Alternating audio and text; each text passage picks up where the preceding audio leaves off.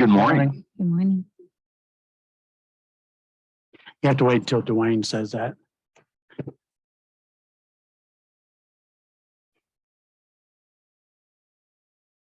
We ready, Bill?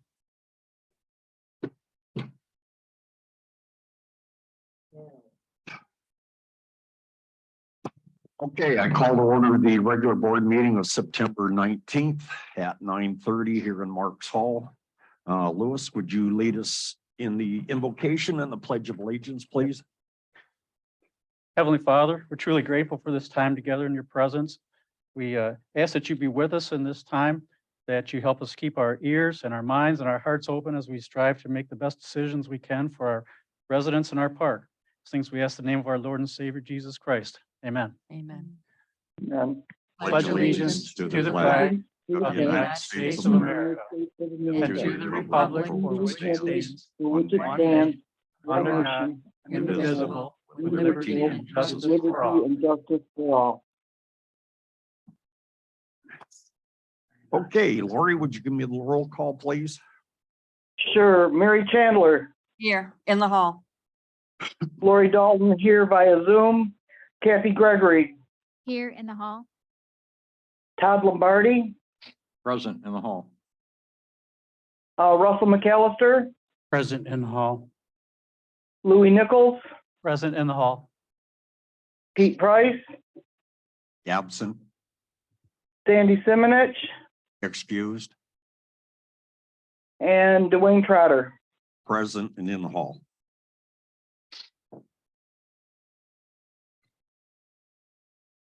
Okay, could I have any resident comments?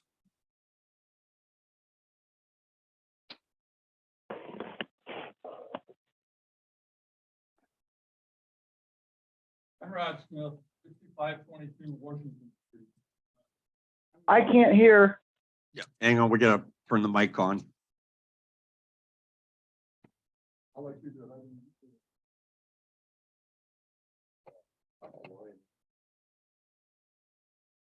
Okay, are you on now, Lori?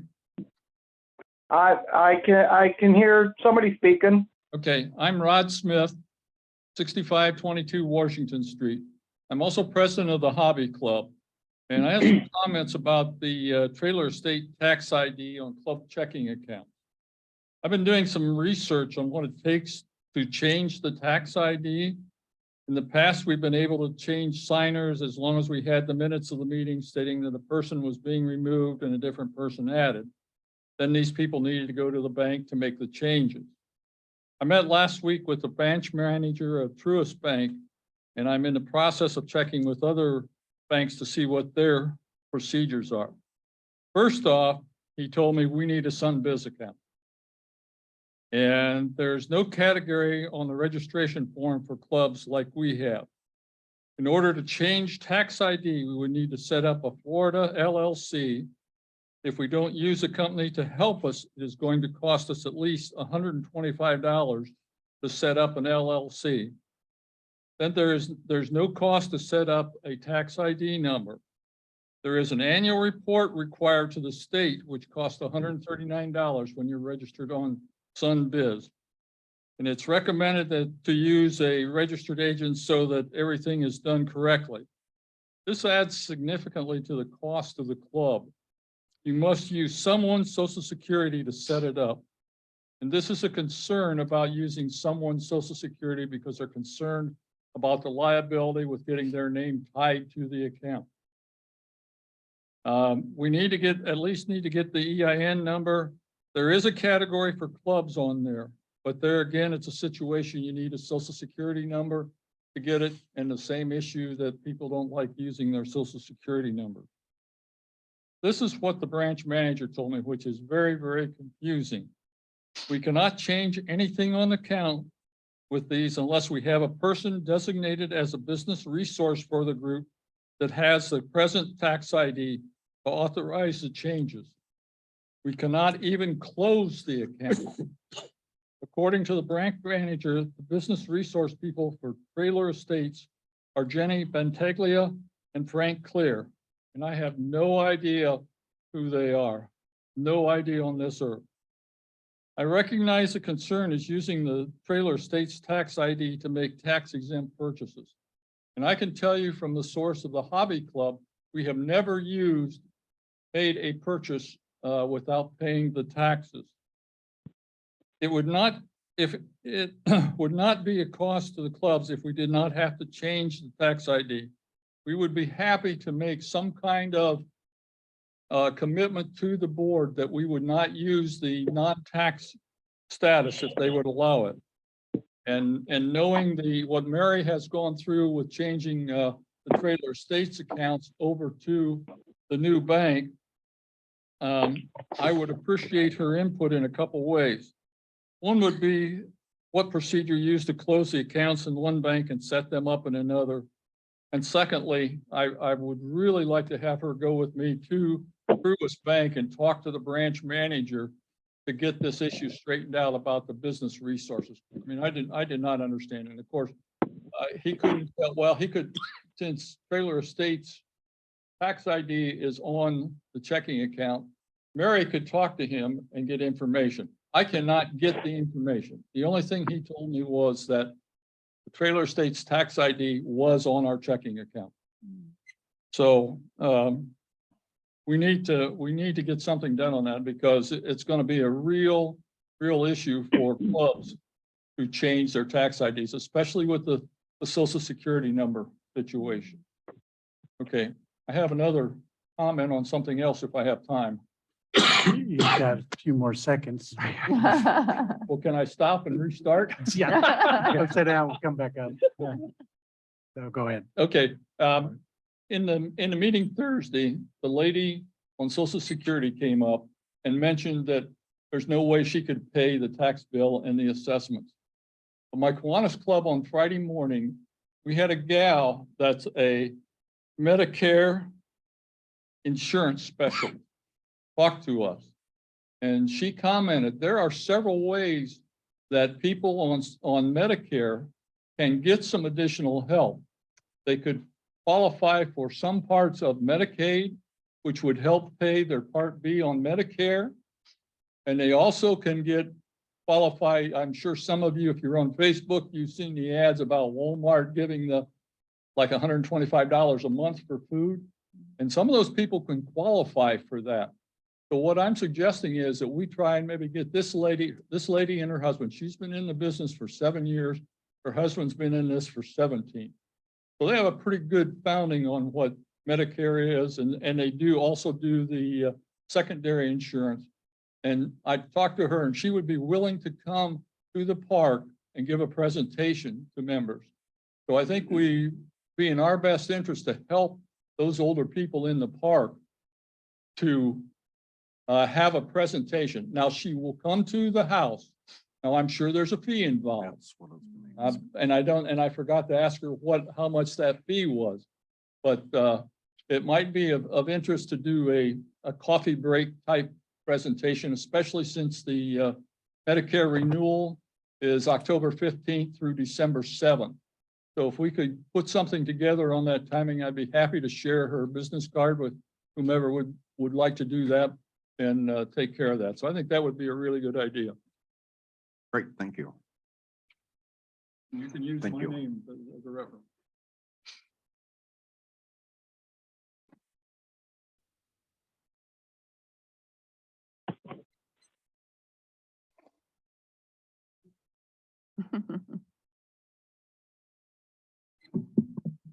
Lenora Neal, 6619 California Street.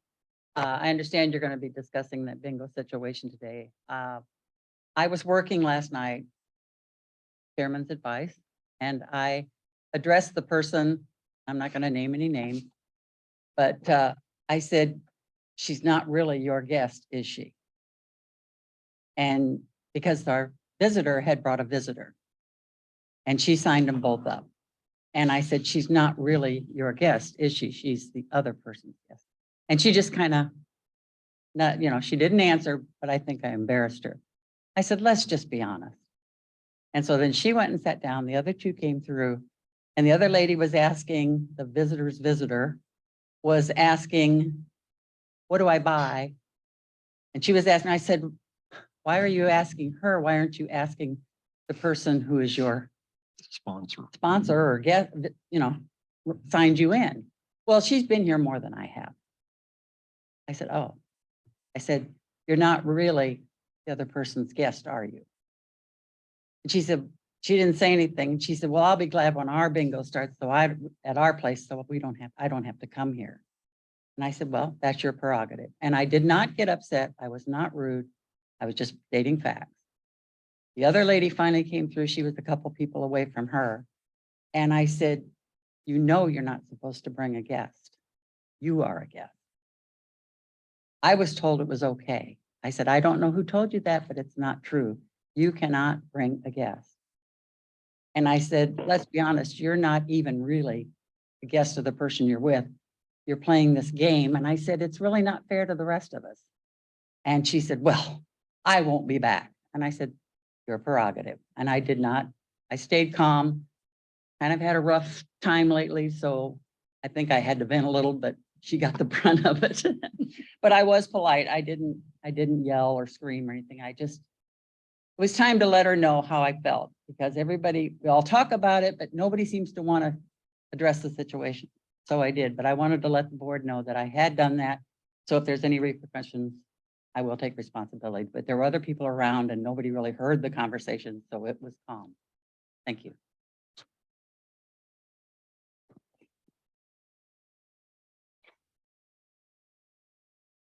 Do I have any other resident comments? Anybody on Zoom that would like to make resident comments?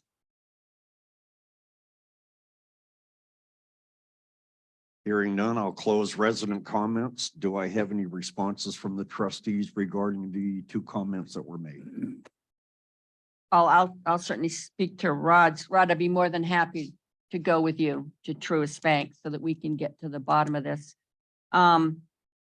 Yeah, we do need to figure out another solution. And I'm going to do a little bit of research myself, because I was on an account that was registered with Sunbiz, and I know I had to do an annual report, but I don't remember the fees being anything like this. We wrote 2 checks a year. That's it.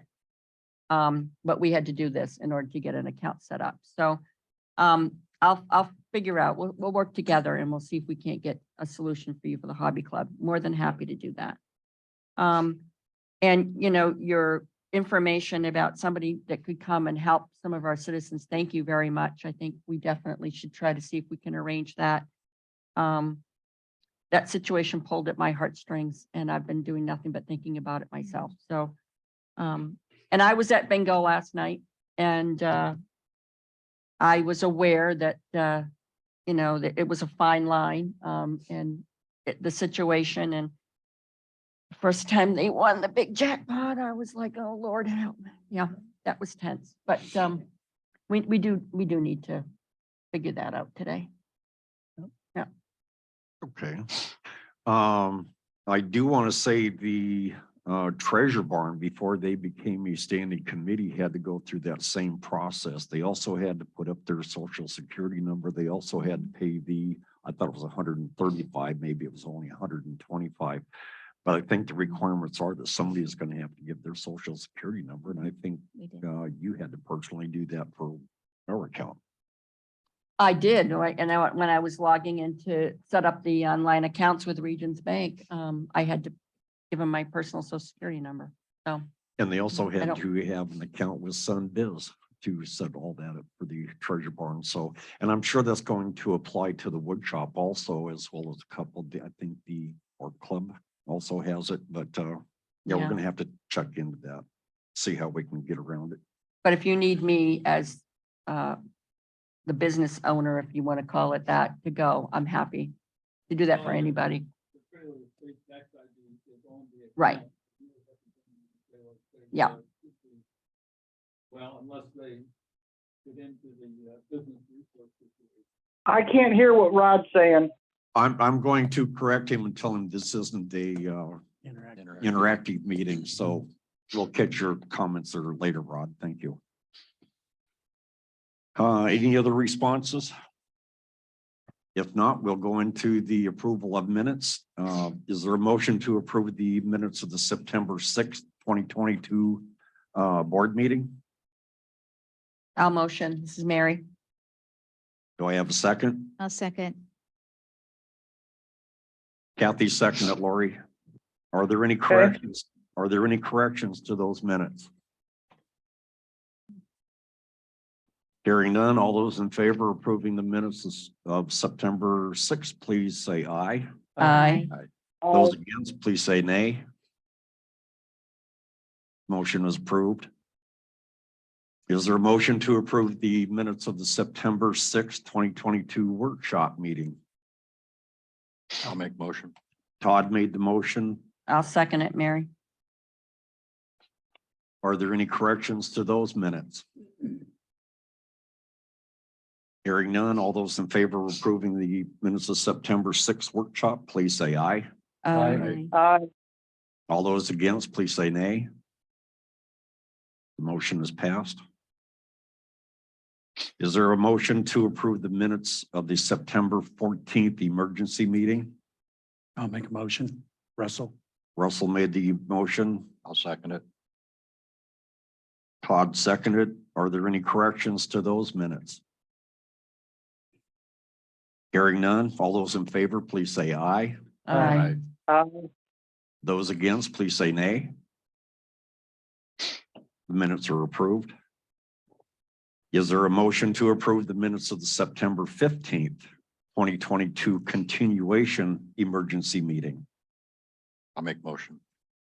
Todd makes the motion. I'll Do I have a second. Kathy second. Are there any corrections to those minutes? Hearing none, all those in favor of approving the minutes, please say aye. Aye. Those against, please say nay. The minutes are approved. Oh, shoot. I didn't get the bank balances from PJ this morning.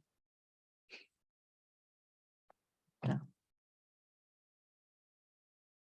You gonna get them for me? Yep, we'll have to come back to that. Okay, I'll skip that. Busy morning already. I'm going to skip the treasurer's report until we get a couple of figures in here real quick. Are there any approval of bills? None.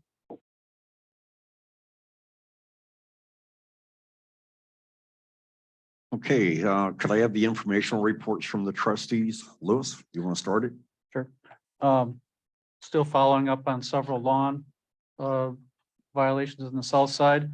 And the other things come to light in the big rains is obstructions in the swale and dealing with a couple of instances, not where anyone's built anything or necessarily done anything wrong, but trees that have overgrown and bushes that are infringing the swale that got to talk to some residents about possibly removing some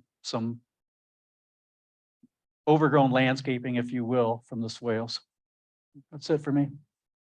Great, Russell. I ditto what Lewis said.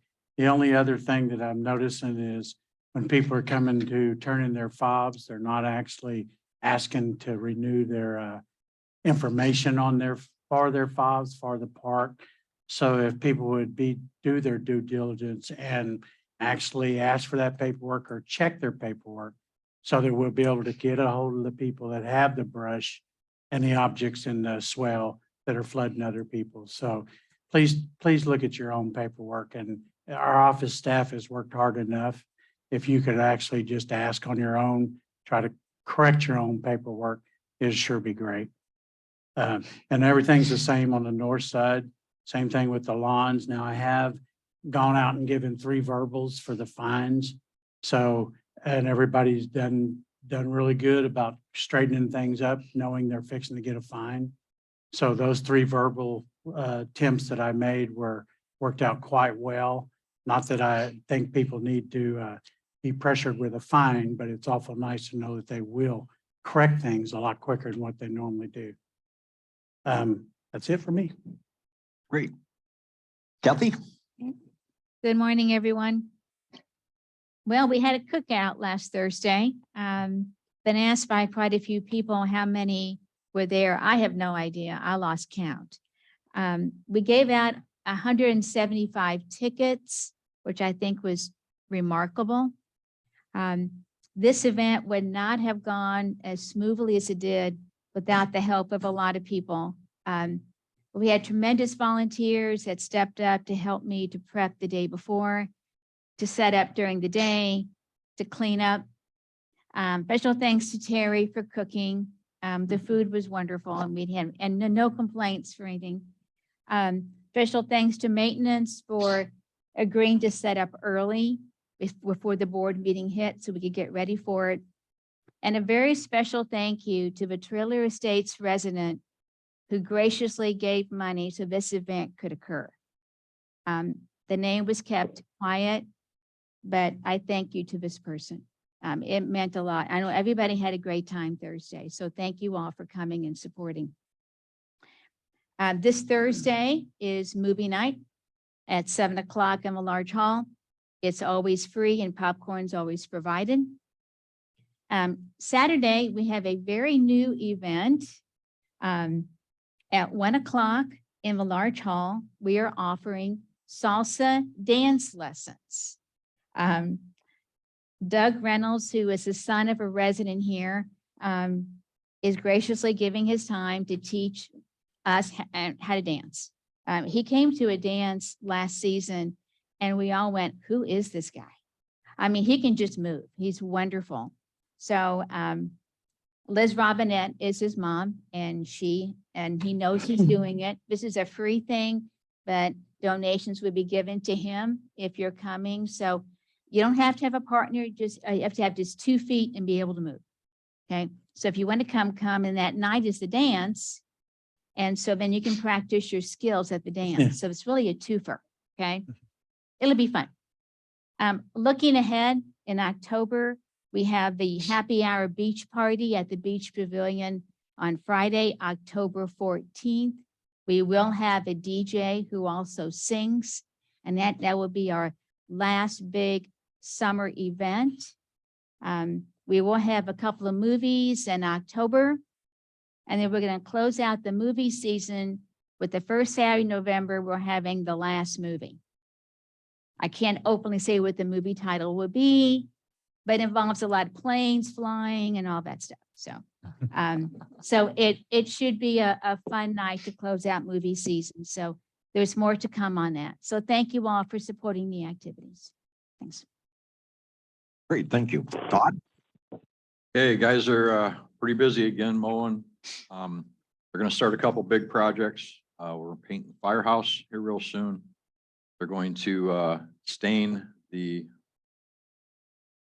concrete around the post office. So there may be, we're gonna try to do it early mornings. So hopefully there's not too many problems getting in and out of the post office, but keep in mind that is coming. They're working on the cameras that got approved last meeting. They're working on getting all that stuff ready to go so Big Fish can come in and install the cameras.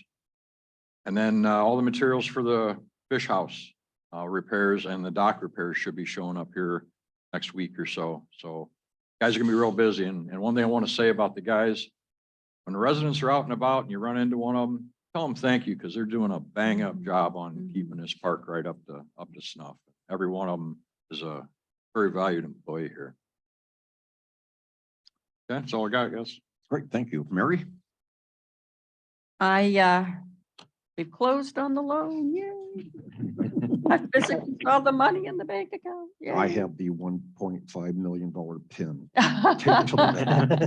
We definitely signed our way. I think I signed most of the documents. That was a little scary, but great accomplishment. A lot of hard work, and I was pleased to see it done. Now the real fun begins. We've got a meeting tomorrow with Florida Structural to talk about payments and schedule, now that we have the money to pay them. I've been meeting with the, I did this before, the tax collector about reporting. In the past, you get a deposit for taxes paid, and who paid them was not really important. It was just a deposit. Now I'm going to need to get detailed supporting backup for every penny in there to know who paid, how much of that payment goes towards the loan and how much of it goes towards operating. And then it takes on a whole new life when we put prepayments into place, because then I'm going to need to do that. So there'll be a little bit more record keeping required for that, but I'm ready. I've got the reporting structure in place and I'm ready to go. And then I've been working on some other projects. A lot of them are on the agenda for board and workshop, and thinking about the comments that were made at the public hearing about the need to bring more income into the park to offset the special assessment. And I've been thinking a lot about that. I've got some ideas. I have one that I'm trying to get validation that we can do, because it sounds awful good on paper. I just don't know if we can do it. So hopefully I'll have some thoughts to share at a future board meeting about that. Great. Lori? Not doing a whole lot from up here. I do need to let folks know, if you've recently submitted a request for dates on the calendar, room reservations, right this split second, I'm not able to do them. For whatever reason, I'm no longer recognized as being appropriate to sign on. Bill and I will be working on that following the meeting. We didn't have enough time before the meeting to try to resolve it. So if you turned in a room reservation and it's not getting processed, you're not getting any answers back, that's why. Okay. That's it. Thank you. I just want to announce that the Board of Trustees held the emergency meetings on September 14th and 15th due to the notification requirements required by the Florida statutes. The meetings, if we would not have held those emergency meetings, Trailer States would have missed the lock-in rate at 4.11%. And what we found out is on September 16th, the rate jumped to 4.57%.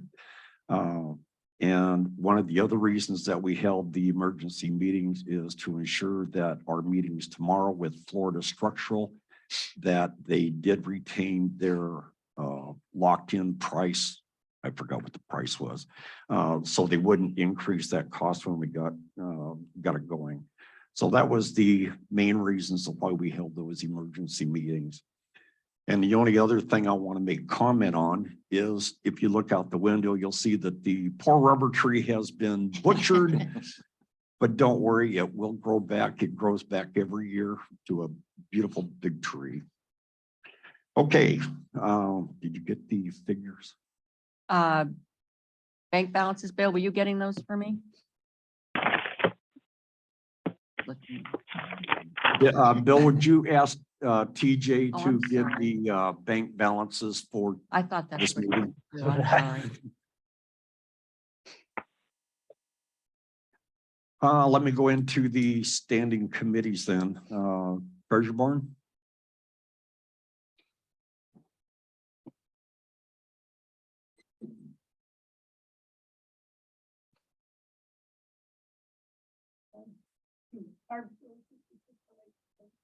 Pull it closer to your mouth. There you go. You're a soft talker. We're getting down to October 1st is our grand opening. I still can't hear her. Lori, It's can you hear me now? Here we Oh, go. God. I can. Thank you, Barb. Barb Sewell, 6608 Dakota Street. Okay, we're getting down to our grand opening on October 1st, and we're really working forward, and it's coming all together, and I'm looking forward to seeing the place painted. The maintenance has been so good to us, and so has Kathy. It's all working out right, and we have all kinds of inventory. So biggest hope is that we get enough people to come out on our first day and buy some of that stuff so we don't have to put it back again, right? All right, and that's about it. Great, thank you. And I'm going to take a short recess till I can get those numbers in here. Sorry about that. I'll go That's see if I okay. can go get them.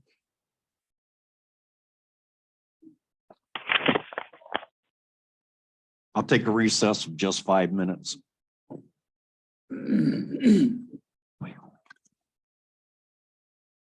Please turn off your mics.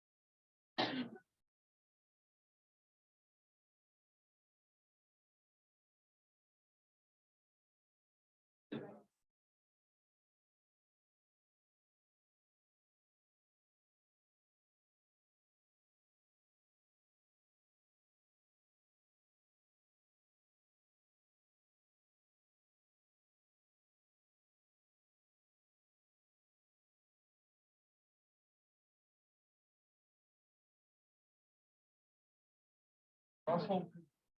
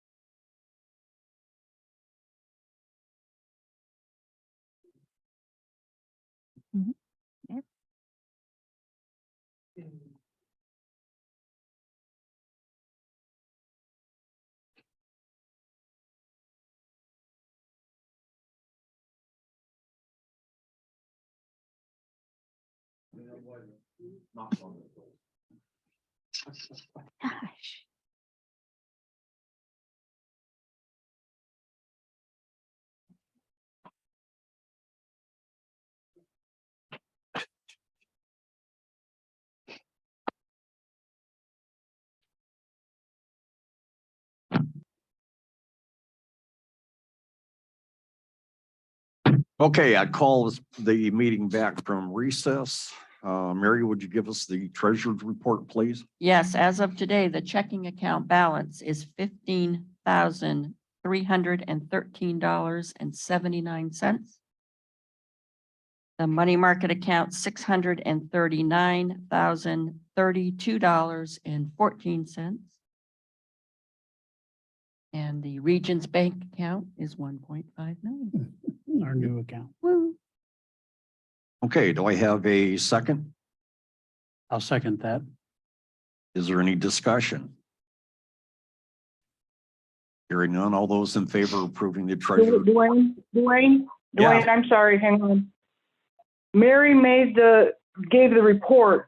We need someone to accept the report and then a second to accept the report and then a vote. Okay, is there a You motion? only, Is there a motion to approve the treasurer's report? I'll make that motion. Todd made the motion. Is there a second? Louis. Was that Russell? Louis.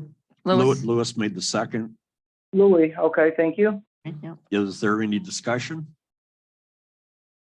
All those in favor of approving the treasury report, please say aye. Aye. Those against, please say nay. The motion is passed.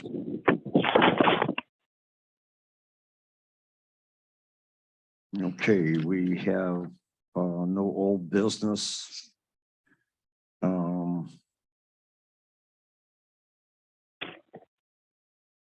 I was going to move the bingo policy, which was supposed to be on the board meeting instead of the workshop.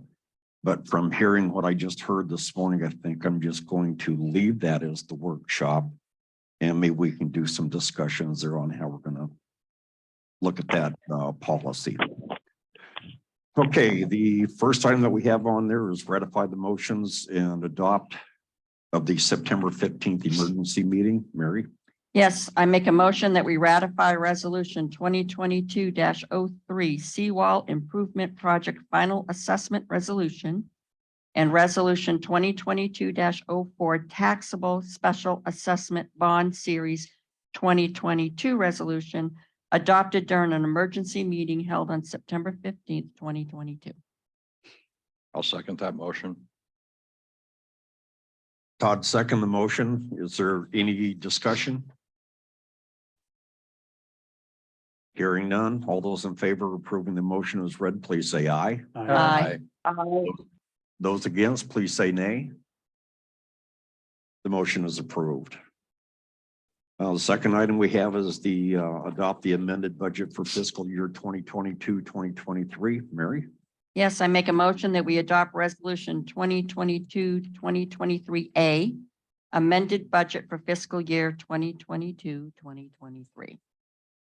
Do I have a second? I'll second that motion. Todd made the second.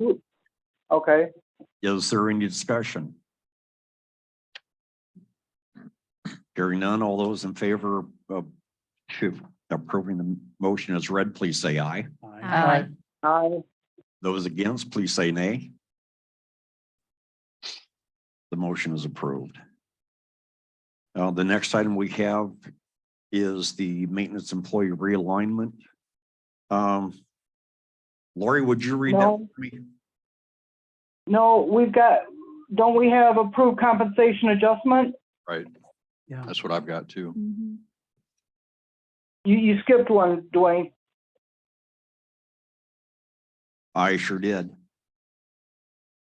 Okay, let me backtrack that. Then the third item then is approve the compensation adjustment effective October 1st, 2022. Mary? Yes, I make a motion that we approve the compensation adjustment per the attached spreadsheet effective October 1, 2022, and previously discussed at the workshop on September 6th, 2022. Do I have a second? I second. Kathy second. Is there any discussion? Yeah, I wanted to just share, I provided a memo to everybody about the process. It just takes the discussion that we had on the 6th and puts some meat around it as far as validating average compensation right here in Bradenton County, what jobs are paying right here in Bradenton County and how they compare to Bradenton, yeah. And how they compare to the compensation schedule that we have. It provides a salary recommendation based on all that research. And allows us to stay within adopted budget. So I'm not making any changes to that. And it not only brings us in line with the industry, but it recognizes years of service, tenure with the district. And this, again, it would be in effect for October 1st payroll. Does anybody have any? Mary, Yes. can you send me just the spreadsheet by its lonesome without all the research around it? Because I'll need to attach it to these minutes, and I don't want all the stuff around it. I only want the spreadsheet. Can you do that for me? Absolutely. Awesome, thank you. Okay, any further discussion? Hearing none, all those in favor of approving the motion as read, please say aye. Aye. Aye. Those against, please say nay. The motion is approved. Okay. It's mine now. The maintenance employee And- realignment. Lori, would you read that Yeah. for me? Yeah, I can do that. That's not a problem.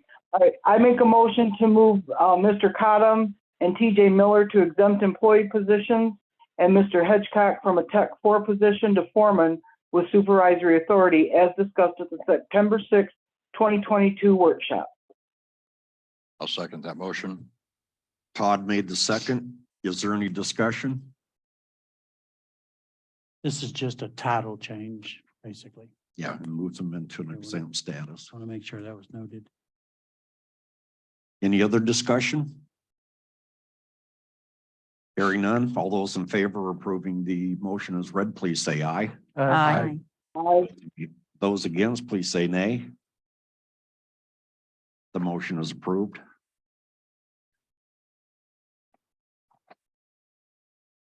You want me to get this next one too, Dwayne? Yes, please.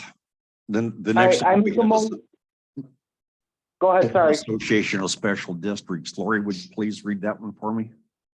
Sure. I make a motion to join the Florida Association of Special Districts at a cost of $5,000 per year as discussed in September 6th, 2022 workshop. Do I have a second? I'll second that. Russell seconds it. Any discussion? And I do want to say that we have made the first payment required by the Florida Association of Special Districts. I'm disappointed in having to make that payment because we can't post any jobs on the website till October 1st. Irritating. So I have something else I want to talk about in the board and the workshop, but I'll get to that. All those in any other discussion? All those in favor of the motion as read, please say aye. Aye. Those against, please say nay. Hearing none, the motion is approved. Okay, the next item is approve the WC insurance. What's WC? Workers' comp. Oh, Workers' comp before the general. It is, okay. That one. I make a motion that we approve moving workers' comp coverage from FMIT to Florida Insurance Alliance managed by Aegis Insurance and Risk Advisors at a savings of $3,348 annually. The motion says, That's what I said, right? not what my motion says. no, that's what. Oh, that's the I'm other missing one. it. That's the liability. I'm reading the That's the workers' next one. comp one. It just, It's out of order on the. It's They're out of packet. order. And yeah, okay, yeah, gotcha. that's the one right understand. there, right there. Okay, do I have a second? I'll second. Kathy seconds the motion. Any discussion? Hearing none, all those in favor of approving the motion as read, please say aye. Aye. Aye. Those against, please say nay. The motion is approved. Okay, next item we have is the approved property liability and auto insurance. Mary? Yes, I make a motion that we approve moving property liability and auto coverage from FMIT to Florida Insurance Alliance managed by Aegis Insurance and Risk Advisors at a savings of $15,093 annually. Do I have a second? I'll second it. Todd seconds the motion. Are there any discussion? I just want to share that I got proposals from another company as well. They weren't able to meet the deadline so that I could consider them for an October renewal. We're kind of under time pressure here, but we're getting better coverage. Not only are we saving money, but if you look at the exhibit, we're getting the same, if not better coverage in some instances and saving a total of over $18,000 in the process. Mary, I have a question for you. because we have the incident and accident reporting system now in place, do they, I know with FMIT, TJ had a link that she could go in to report if we had an incident or accident occurring on district property. Will we have the same thing with this? Let me validate with my Okay. contact there what the process needs to be. So we Okay. have it ready to roll. Okay, thank Yep. you. And a question I have is, if we do have a hurricane or a disaster here, we no longer go to FMIT, we go to Aegis. Correct. Correct, okay. I'll get So we the, would have to set up Should probably have the that agent. reporting system. Matt, also. the Brent, I mean, the agent said that he would be more than happy to come to a board meeting Mhm. and answer any questions that we have about the policies and the coverages. And so those would be, I'll get some answers from him, but if we want to take some time to do that, he was more than willing to do it, to help us Probably with the instruction transition. and basically Yes. on how we should proceed Yep. with. Right. Hey, Todd, Yes, when the dust settles and we know the answers to those questions, you'll want to scrutinize PP20 and make any whatever changes we need, because I'm sure that FMIT is through that document, and synergy and that sort of stuff. And if that's not the route we're going, we need to fix it, but it would be nice to wait until you know how to fix it, you know, what the correct. correct. Contact That's why I stuff. said what policies and procedures they have, so we can do that. Make sure all our stuff's Yep. in line. Yep, just making sure you remembered PP20. Yep. Okay. Any further discussion? Hearing none, all those in favor of approving the motion as read, please say aye. Those against, please say nay. The motion is passed.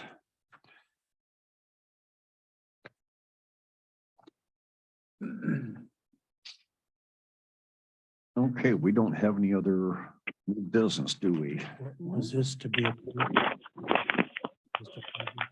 Is that for more than the monthly payment? No, that's just the monthly That's just the payment. monthly bill. That's okay. Okay, could I have the reports from clubs and organizations, please?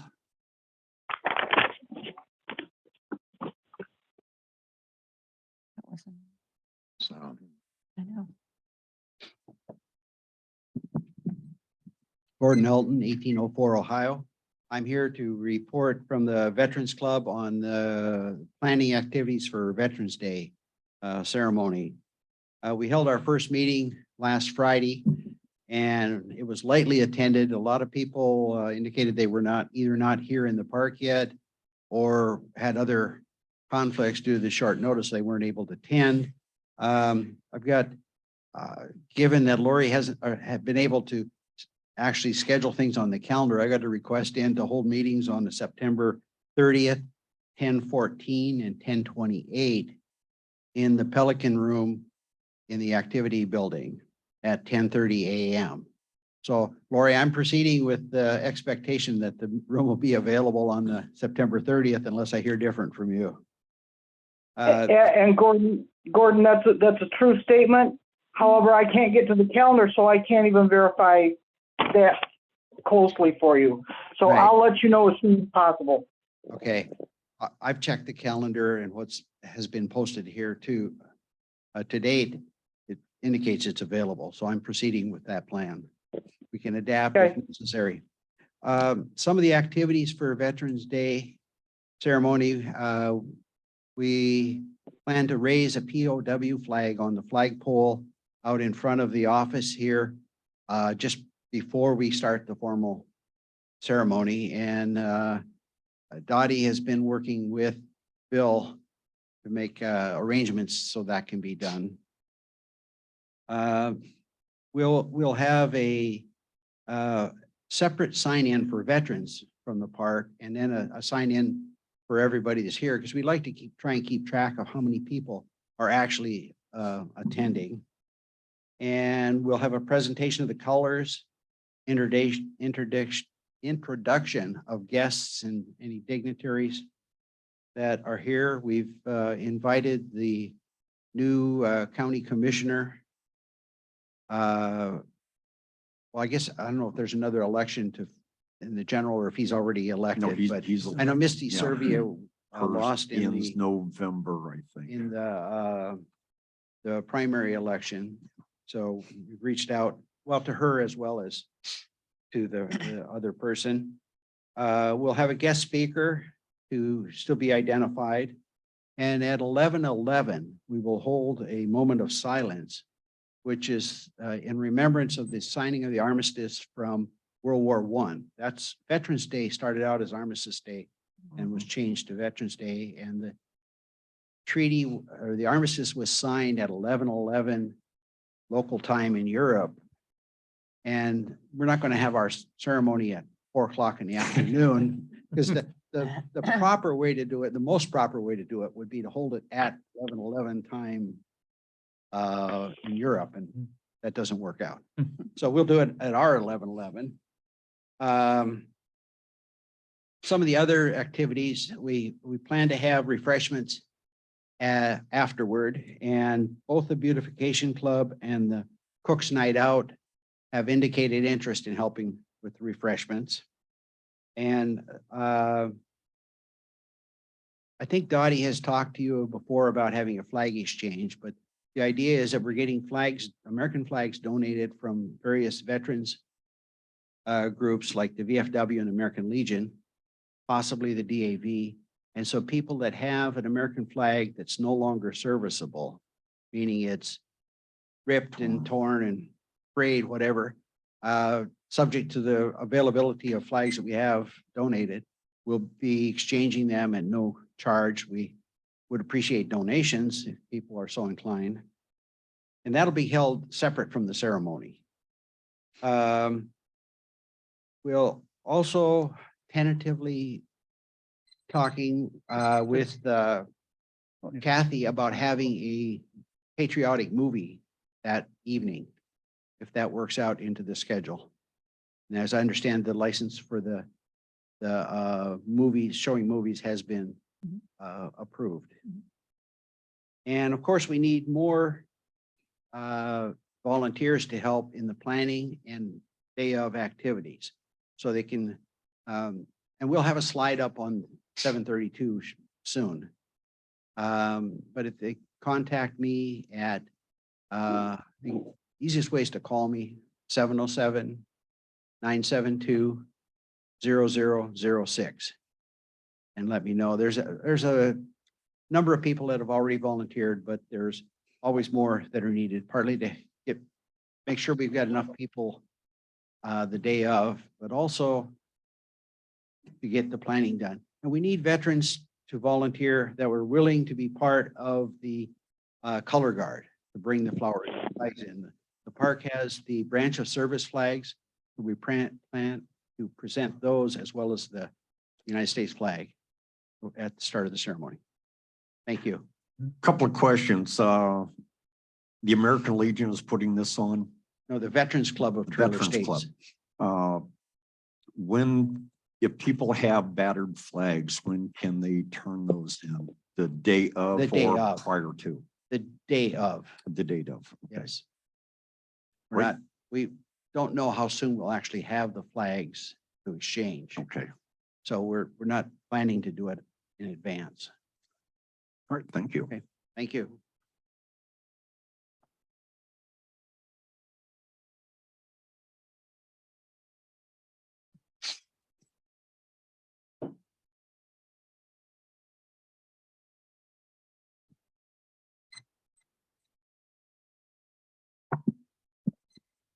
Good morning, Sandy Stevens, 1814 Minnesota Avenue, representing the Beautification Club.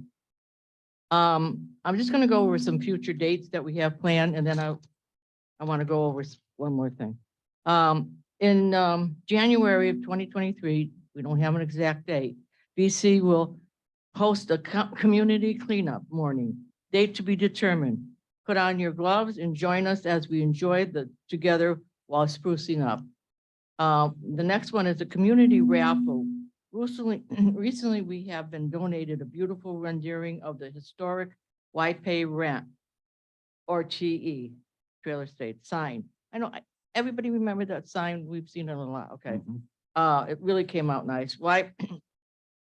Tickets for this hand-painted rendering will be sold on Ticket Tuesdays, and the drawing will be following the T on March 7th. Chances are $5 each. Okay, that's all about that. Now, bingo, kitchen. When we'll be able to know who will be able to do it? I know there was some discussion on it. We are happy to take it back. Well, we just like to know when we will know the answer to that. We'll keep it simple. We're thinking about doing the soup in January. I was informed from the Kitchen Cooks Night Out, they do not want it. But we will comply with all the rules that does the same as Cook Night Out does. We will make sure we follow all the rules. We would like to start in October when the people start coming back. So we would like to know, before the beginning of October, what the board has decided. Thank you very much.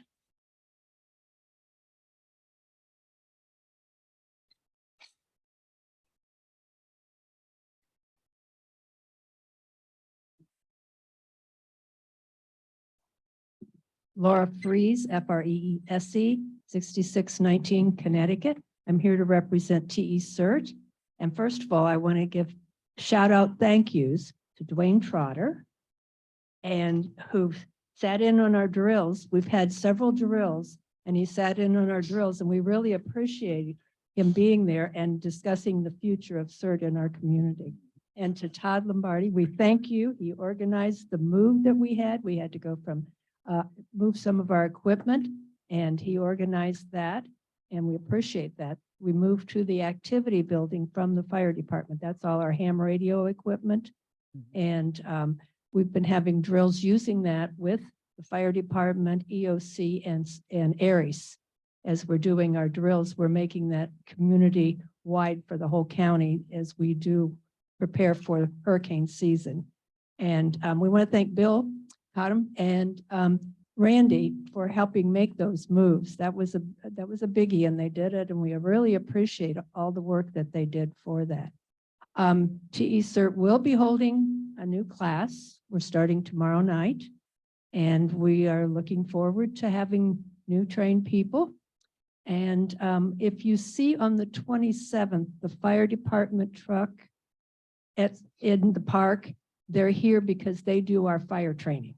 We always work with them and they're at that part of the CERT class. So they bring their truck and they're really, really helpful and they're trained too with CERT. So that makes a good connection there. We will be holding our breakfasts again. People have been asking about that. Those are going to be December, January, February, and March again this year. So start saving your appetite because when you come to a CERT breakfast, you have a lot to eat. So I think that, I know one more thing. We're going to be holding another ham radio class in February. And you don't have to be a CERT member to take the ham radio, but we have about 8 people in the park certified as ham radio operators. And that's a really important thing because if we do have a hurricane, the phone lines go down, everything's off. The only way to communicate with EOC will be through our ham radio operators. So if you're thinking about you'd like to be one, come and take part in the ham radio class. I want to thank Lori for all the scheduling and rescheduling she's done for us. She does an amazing job, y'all. She'll call me at 10 o'clock at night, say, are you still up? I need to ask you about this. So thank you, Lori. Any questions? Quick question. Yes. The class that you're having tomorrow night, what is that addressing? That's our CERT training. Just the CERT It's training? the CERT training. So that when they get done with that, they'll be certified to be part of CERT. And do you have openings? Probably 2 because we're going to be limited. We're going to get moved on a Saturday over to the activity building. So that's going to limit the amount of space. Normally we meet right in here. But if there's 2 people that would like to take the class, they can contact me. So we're sure to have the materials there because you get a book. And when you're all done, you get a backpack with all the things you're going to need. And we welcome to joining our group.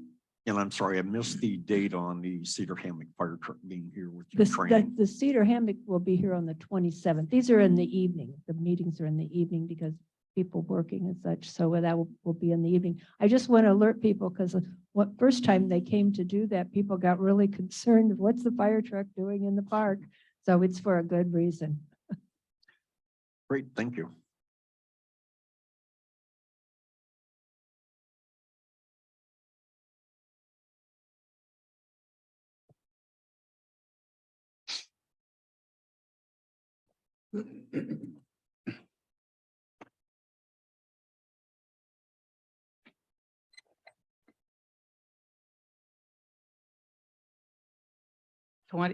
Harry Ellenberger, 6810 Massachusetts. Anyway, good morning. Morning. Cook's Night Out. Hard to believe that we're just about into our very last dinner of the year. It's been a really, really nice, fun-filled year. Numbers have really been up this summer, so that's very encouraging. Everybody seemed to have been able to enjoy what we've had to offer.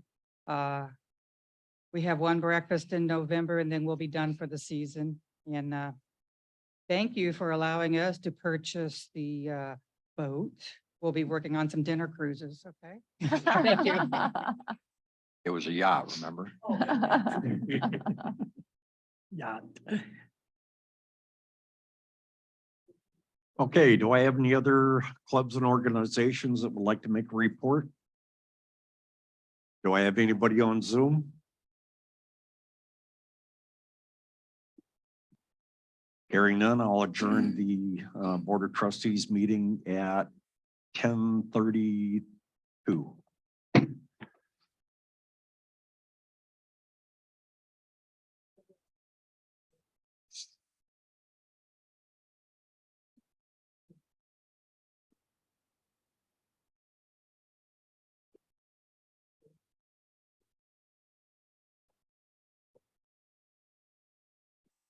You all set, Lori?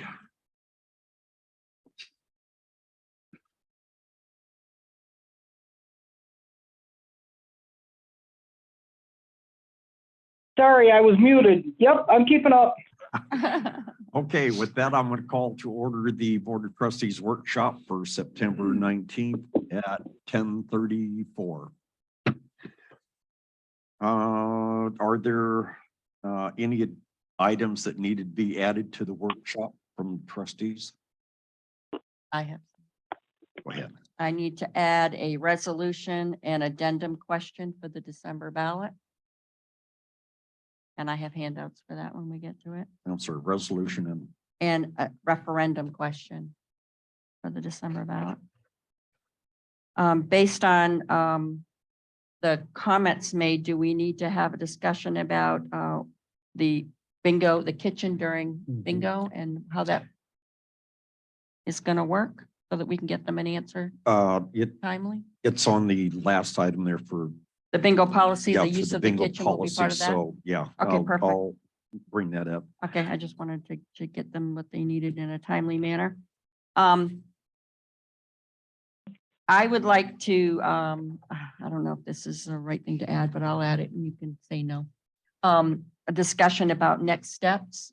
We've spent a lot of time looking at applicants for park manager and, you know, what do we want to do now? What's No. our next step? No? Okay. I'm happy with that. As soon as you get down there, I'm going to add that as an item. Okay. I'm happy. Any other items? Nope. And I would like to add one for on our October 3rd board meeting. I'd like to do a interview for Mr. Robert Caddy. I received this Robert, what's his last name? Caddy, C-A-D-Y. Thank you. I received this after I closed out the ZipRecruiter requirements. And just my reading of his application, I would truly like to do the interview, and I will pass out his resume as soon as I get back in the office. Okay, any others? Hearing none, we'll start off with the recurring workshop agenda. Are we ever gonna get done? I was gonna say, I think we can officially remove it from the workshop. There's no need for any more updates. It's a done deal, so. I think. Do we wanna keep it on there and get updated on the status of the progress of the seawall? I was planning Or on no? adding it to my report, the trustee trustee report. Trustees report. Oh, okay, so we can take it off the workshop. That'll work. That'd be 7 gone. Thank you. Yeah, I think it's time.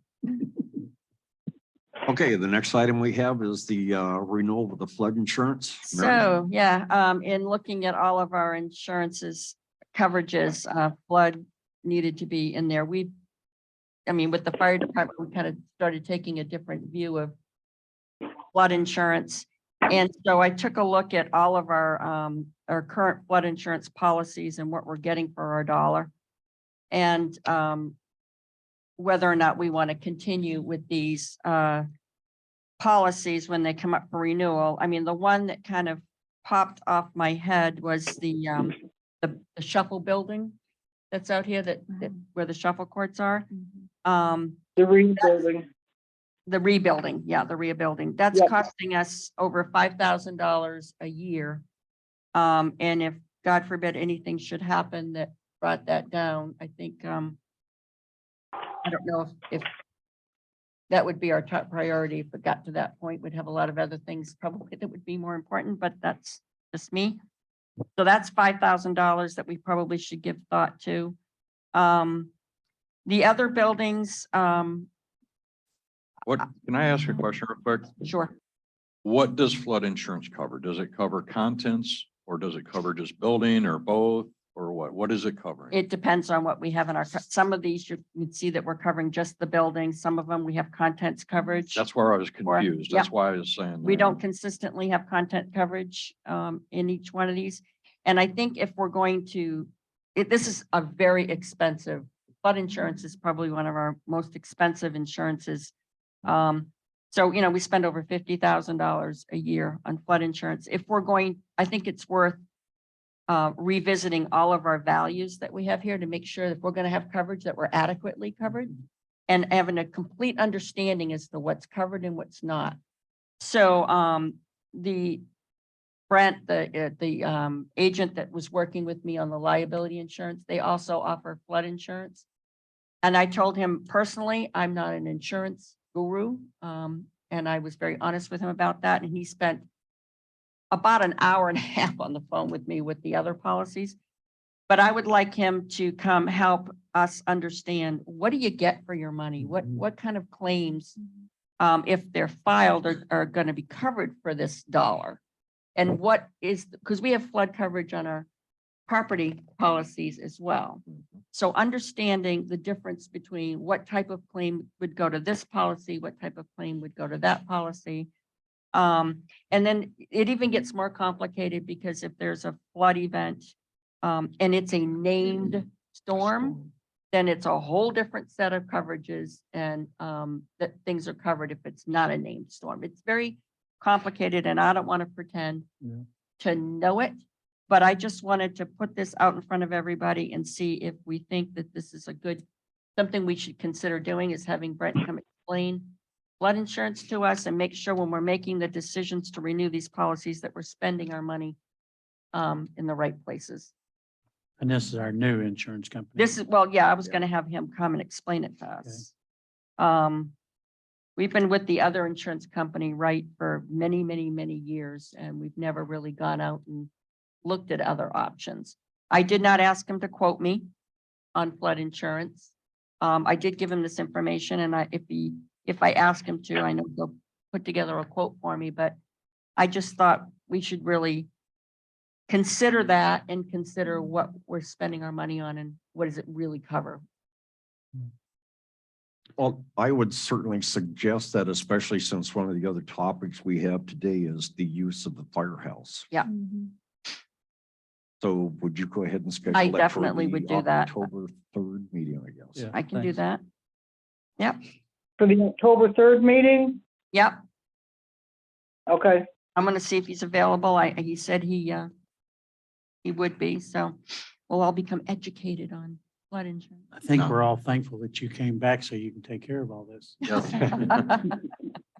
Now, can he do a risk assessment also? Yeah. Like he can look at this building and say, okay, if it floods 3 foot, you're gonna have this much damage. I'll ask him for sure.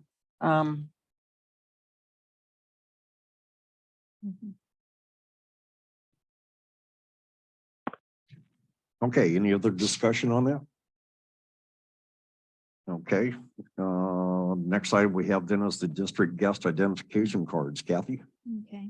did I say Um, cards? Yeah, I wanted to kind of explain about when this is basically starts during season. The first dance is November 12th.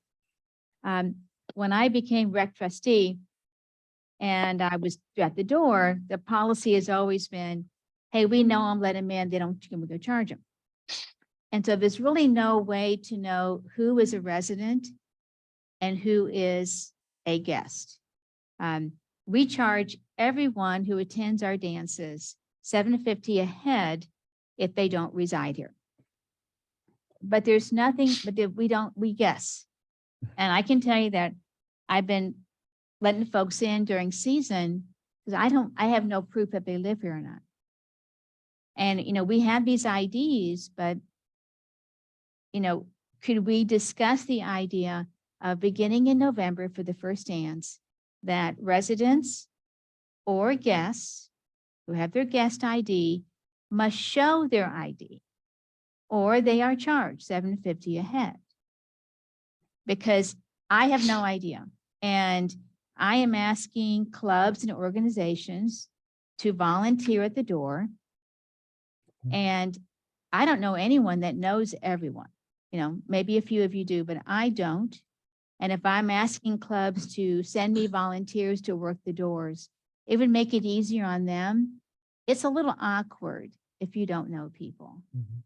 And then sometimes they get a little angry. And we also have owners that don't live here. And so you're clueless. And it is a really good way to make money for the district. And I hate to say that, but the dances do bring in a lot of money. But I want to get your ideas about this. What do you think? Well, it's fair. Kathy? Yes, Lori?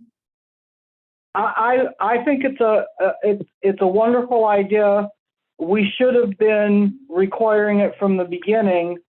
My only statement would be that we really need to do an information campaign on Channel 732 and hanging signs and whatnot, saying that resident and guest IDs are required at the dances or at the movie at events in the hall. That would be fine. I have no problem with that.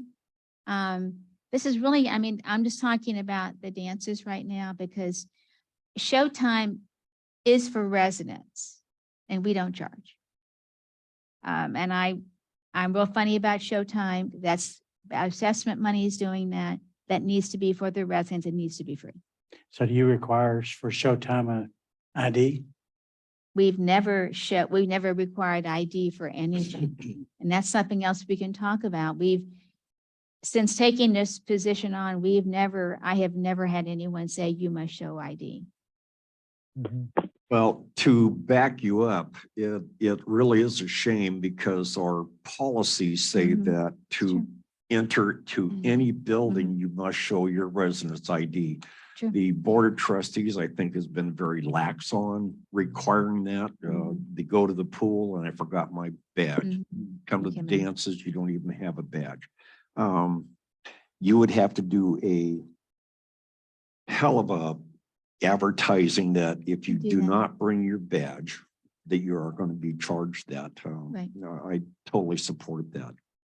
I'm But again, the fine with board should be publicizing. pushing those ID badges everywhere. We have a dance Saturday night and we can start publicizing it then. Most of the individuals that come to the dances that do not reside here already have their money out. I mean, it's Right. very simple. They know. And I noticed that $7.50, Mhm. they would just rather soon give you $10 and come on in and not get all the change. Mhm. I mean, So it's, that might be it's a, something to look it's at a, too. but because I'm trying to have new people volunteer at the doors and they may not know everybody. And I know last year when I said, do you live here? And I got these looks. I'm like, I don't know, because I don't know. And I go, oh, sure, go on in, because you don't know and you're busy and there's a line, and it would make it easier and not embarrassing for the people who are willing to give their time to be at the doors. Just show your ID. It's a requirement, just do it. So if you're fine with that, I will start publicizing this. We can put it on 732, we can put it in the Tribune, because November is just right around the corner. Kathy, I'm glad that you knew me. I don't want the wrath of Kathy coming to me. It's not pretty. No. Dwayne, Yes, what happened? There was a couple years ago where I thought the board said that as you moved around the park, you were supposed to have an ID, and we did lanyards Yep. and stuff for people to wear their IDs. Just moving around the park, we were recommending it. Whatever happened to that initiative? we brought it Can we up resurrect it? and we actually said that there would be no charge for the lamination as well as the lanyard. I think we are now just charging 50 cents for the, what do you call it? Laminate. The lamination part. But the lanyards are free and Mhm. there has been no follow-up. That's why I'm saying I think the board's been very lax on that, including myself. So am I okay to do this for Showtime too? I would push Include it for- having Okay. the ID cards Okay. all the way around it. Okay, just want to make sure. So it's a perfect time when everybody's coming to Yeah. redo their things, let them know they need their ID for admittance to anything. Mhm. That might be something also is have it posted right there by the window when they come Ah, back in good and idea. renew it there. And I know a guy who can make me a big sign. Yeah, I can help, yes. Okay, I can do that. Thank you. We can add it to the posters for the dances, the whole works, yes. It's Okay. nice to know Thank you. people, doesn't it? Mhm. It does. Okay, thanks. Okay, any further discussion? Let's go to the next one then. It would be the setup takedown charges for Kathy. Okay. This was discussed briefly last time, but I wanted to bring it up because it wasn't resolved. And there's an attachment to this that everybody has about the fiscal year projection for 22 and 23. Those of you that aren't aware, when a district trustee has an event on a weekend, a Saturday and a Sunday, currently, they have individuals that come in and we pay for them to set up for the events. For continuing rec, this involves 52 bingos, Sunday bingos, 6 coffee breaks, and 4 summer dances. Going by the rate that Bill gave me, that amount is $2,220. For seasonal rec, that's 20 dances and 3 showtimes, equaling $1,275. So the total cost for this is $3,495. The seasonal rec budget I have set aside based upon last year's estimates, $1,840 to cover setup and takedown costs. That's for every event on Saturdays that we have things. And what we found out, what Russell and I kind of found out this past summer, is that this is very confusing for the person who's writing the checks. Because if on an average weekend during season, you may have a coffee break on a Saturday morning, going to a dance Saturday night, going to Sunday bingo. That's one weekend, and that happens once a month during season. And church is involved, but not for us. Right. And so you have this fluctuation of where this money is being taken from whose budget. That's a lot to keep track of when you're writing checks. Mhm. Now, yes, somebody has to pay for this because, And we've talked about different ways of doing it. And the idea that I came up with to make it easier for the person who's writing the checks is that this money is taken out of these budgets. My seasonal rec budget, I'm prepared to have that money moved out. I'm not sure about continuing rec. That's not my business to do. And put into a line item so that when TJ writes the checks, it comes out of that. Because what's frightening about being a rec trustee is that you're accountable for your budget. And I'm kind of diligent about park funds. So I don't want any surprises. If I want to do an event and I think I have 5,000 remaining and I don't, that's kind of upsetting. So I need to know what I have. And I think you all want me to know how much money I have. So by doing it this way, the money is taken out of the trustees' budgets and it's put somewhere else so that the person who writes the checks, it makes her job so much easier. So we'll and just cleaner. create another account that handles Exactly. setups. and teardowns. Exactly. There may be different ways of doing it, but when you start looking at the amount of setup and takedown that happened during season, it's mind-boggling how much goes on during that large hall.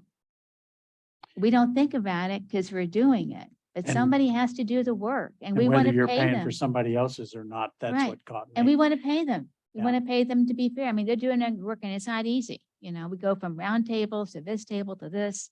It's a lot of work. So it's just an idea. I know we have maybe different ideas coming up that may negate this, but it's just an idea that we want to be fair to people who are doing the work, but also be fair to the person who's writing the checks. So Kathy, just for clarification, if I Mhm. move the monies in your budget into another Uh-huh. account that's just for this purpose, Uh-huh.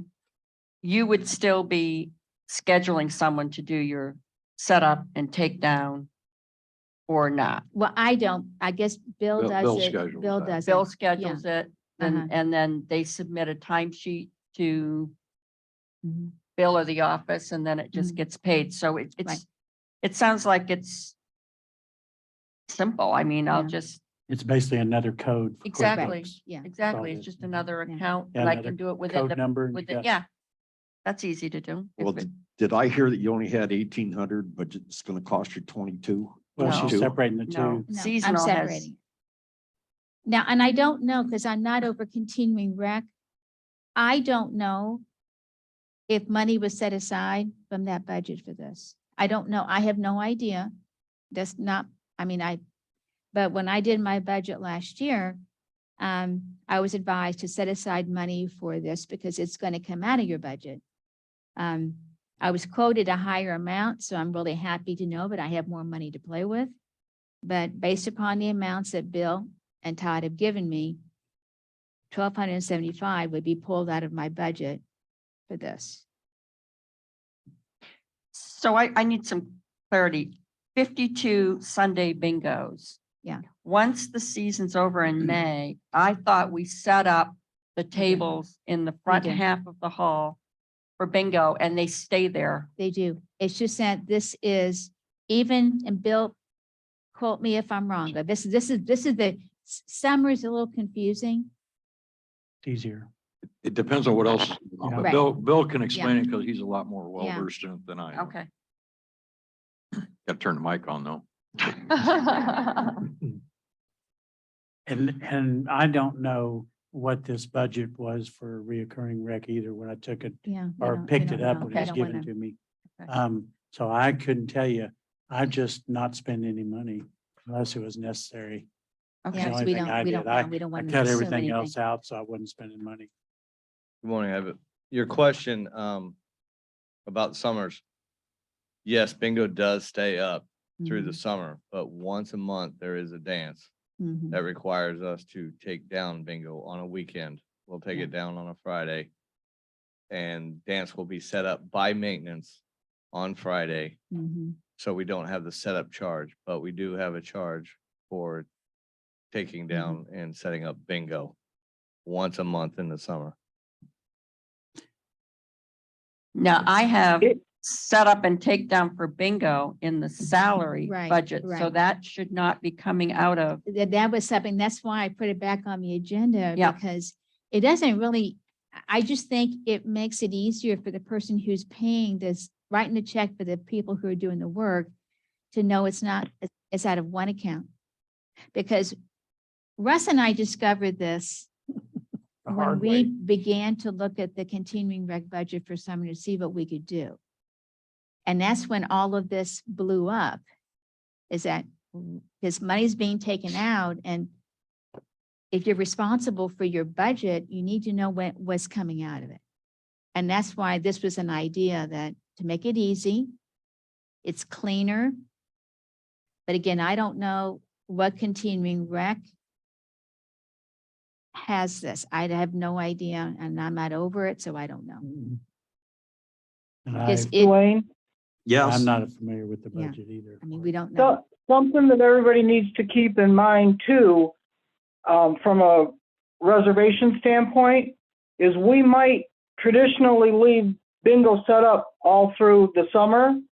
But if somebody needs to reserve the hall for Saturday night or something, it's going to require that bingo be tore down so that they can set up whatever they're using the hall for and then set up again. So while mostly it stays set up, that's not a guarantee. So we can't look So at it I'm- as though it's in granite that it's going to be set up all but that one weekend. But if I can interject, what we did this past summer to avoid that problem is that we had all of our events during the week. That was done on purpose. Mhm. Thursday night was No. movie night. Because all we have to do is rearrange the tables and make them, and Bill and I worked this out. Concerts, Thursdays, and we, if you don't know why, because it was less maintenance work to set up and take down on the weekends. This was done in a very purposeful way to avoid. No, I understand setup. that. Yeah. But So I'm saying save- there's save people who money. have memorials, there's people who want private parties. We're not the only ones using that hall through the summer. I'm just saying you got to keep that in mind. It's not in granite that bingo stays set up all through the summer. But wouldn't that be a privately paid amount if you're doing it for that, for a private party? It would still require maintenance though. to Still- set. Right. We Okay. don't. we It'll don't still require allow- maintenance. We don't allow individuals to handle Right. tables, one Right. for liability of them getting Right. hurt and the other for damage to our equipment. So we require that maintenance does the setup. And we had And talked they pay for, about that. Go ahead. they pay for the setup of their event. They don't pay for the setup of bingo. Right. They might have disrupted bingo. They pay for their event, but they're not charged for replacing bingo. So I guess what I'm hearing is we should put or build in an emergency of maybe 3 events to cover that cost.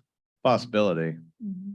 I think what Kathy's Yeah. asking for is to act, and we had spoken this, not just for her benefit, but future Mhm. trustees' benefit, Yes. is that all setups, even weekend setups, just fall under a maintenance setup Mhm. fund because Mhm. it makes it less confusing for the next trustee who has to spend 6 months to a year to learn this lesson, the same as Kathy's learned it in the It's next. true. 6 months. So you're Longer. So what Bill's saying is the board sets up a fund for takedown and setup of weekend takedown, setup, whatever, that's not included in continuing or seasonal recs budget. It's a separate budget line item that would fall under maintenance, and we would fund it at budget time. No, what we had spoke No. about is, and I'm just gonna use a rough number, say the budget is $25,000 for Kathy. Mhm. And in that $25,000, she has to calculate all the different setups and takedowns that she Mhm. has over the year, which makes it very confusing to figure out for her how much money she has to actually spend on entertainment. So with the help of maintenance, we can calculate about how much she will need. It's not a guarantee Mhm. if she adds other events. But the problem you run into is through the week, she has the use of maintenance. And it doesn't come out of her budget for setups and tear downs, but on the weekends it does. So she's willing to take, I'm just using a rough number, $5,000 out of her budget, Mhm. leave it in a general fund in away from her budget Mhm. that would cover her setups. And then she doesn't have to calculate out of her budget how much she has left. She has True. $20,000 to spend strictly Right. on entertainment. Yes. Right, okay, And, I and the got it. same thing, then the same thing for continuing rec. I know that the district is over bingo. I think that Sunday bingo requires the most setup Mhm. during season, because you're having, there's an event every Saturday night in the large hall, beginning November 12th, minus Christmas Eve. So you're going from that to bingo. So I don't know how the board wants to look at Sunday bingo, because it is, but again, what I do are also district events. So they're all district events. They're all run by a trustee. Correct. So I don't know about this would really hurt the continuing rec budget Mhm. because it wasn't allocated.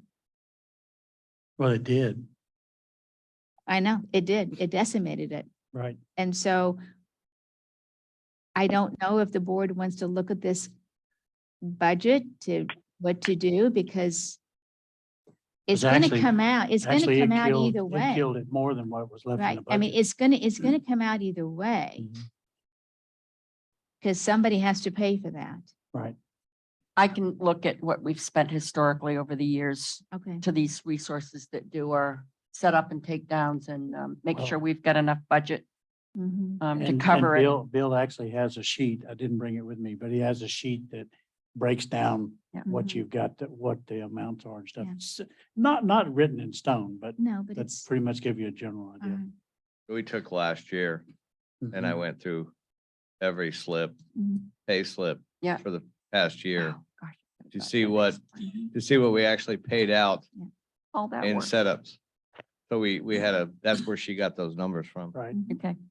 Yep, I can just run a report on QuickBooks and do it. I'm sorry you went through all that work. Actually, it only took me like, I Oh, keep okay. that in a binder at work, so Mhm. in my office, so it was easy. Okay, Well, from what I'm hearing, it's my suggestion that we bring this back to the next workshop, because I also see on the agenda that we have a weekend maintenance. That's what I was just getting ready to throw in there. I'm gonna try to And- assist with this on the next Yes. item. Yeah, okay. right off the top of my head, I can't remember the policy, but that's one that I've been looking at for the last 2 months to rewrite, and that's rental of the hall.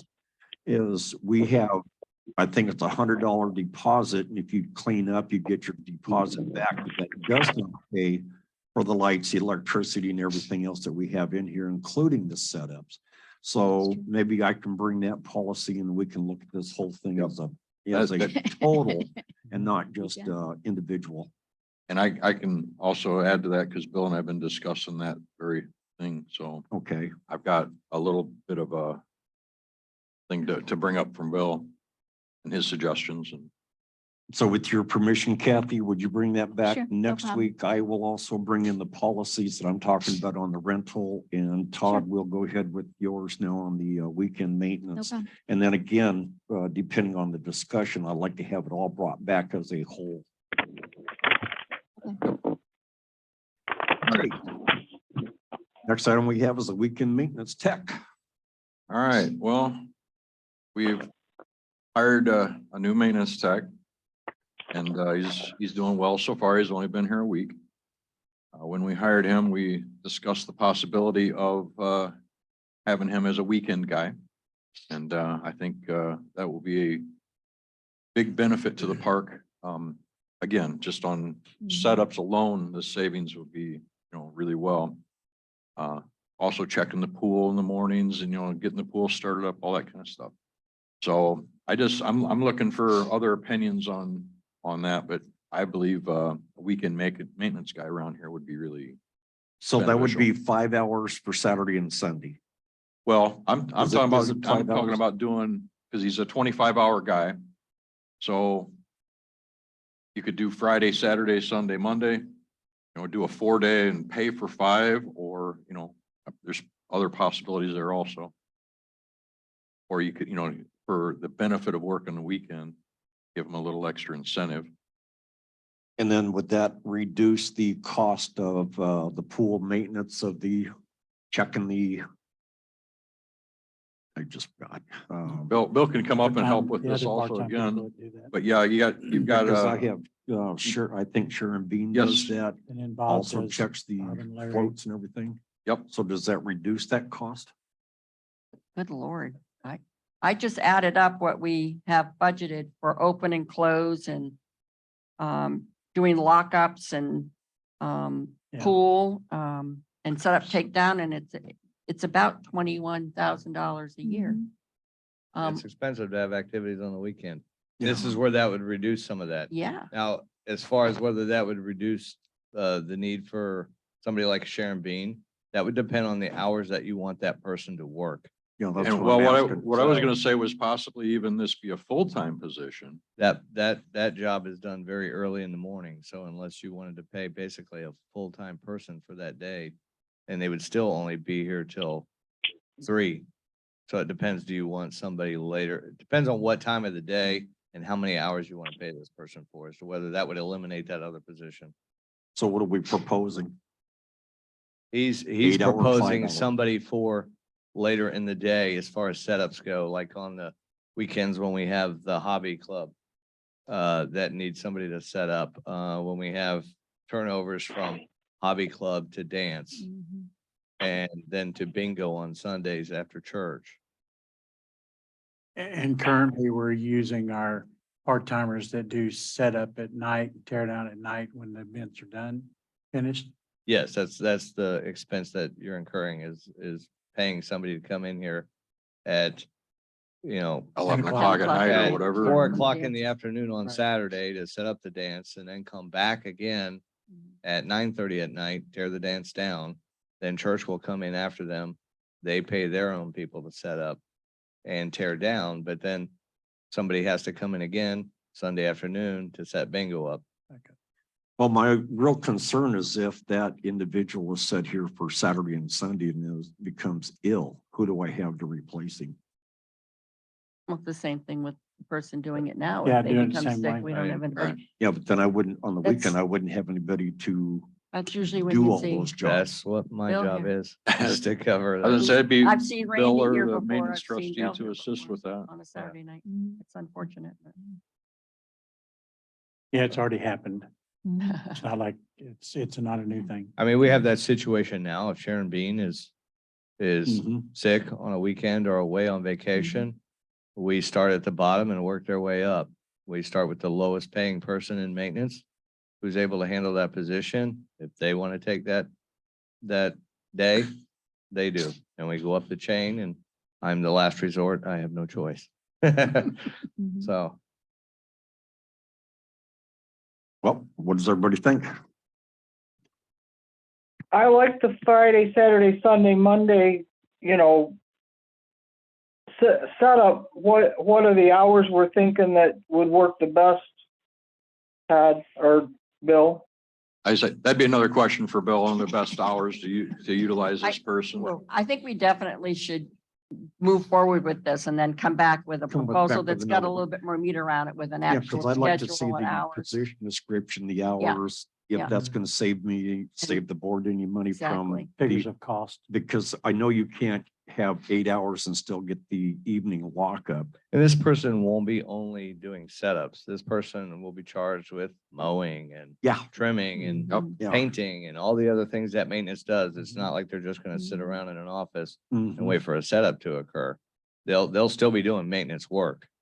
And there's lots of things that can be done on weekends that you can't do through the week too. So, Especially you for know, one person. exactly. So So, it's not a wasted position that we're just hiring somebody to sign up. You'll get your hours out of the person doing. Well, we're other things. actually allowing somebody we already have hired to change their schedule and work with that weekend schedule, right? Yeah.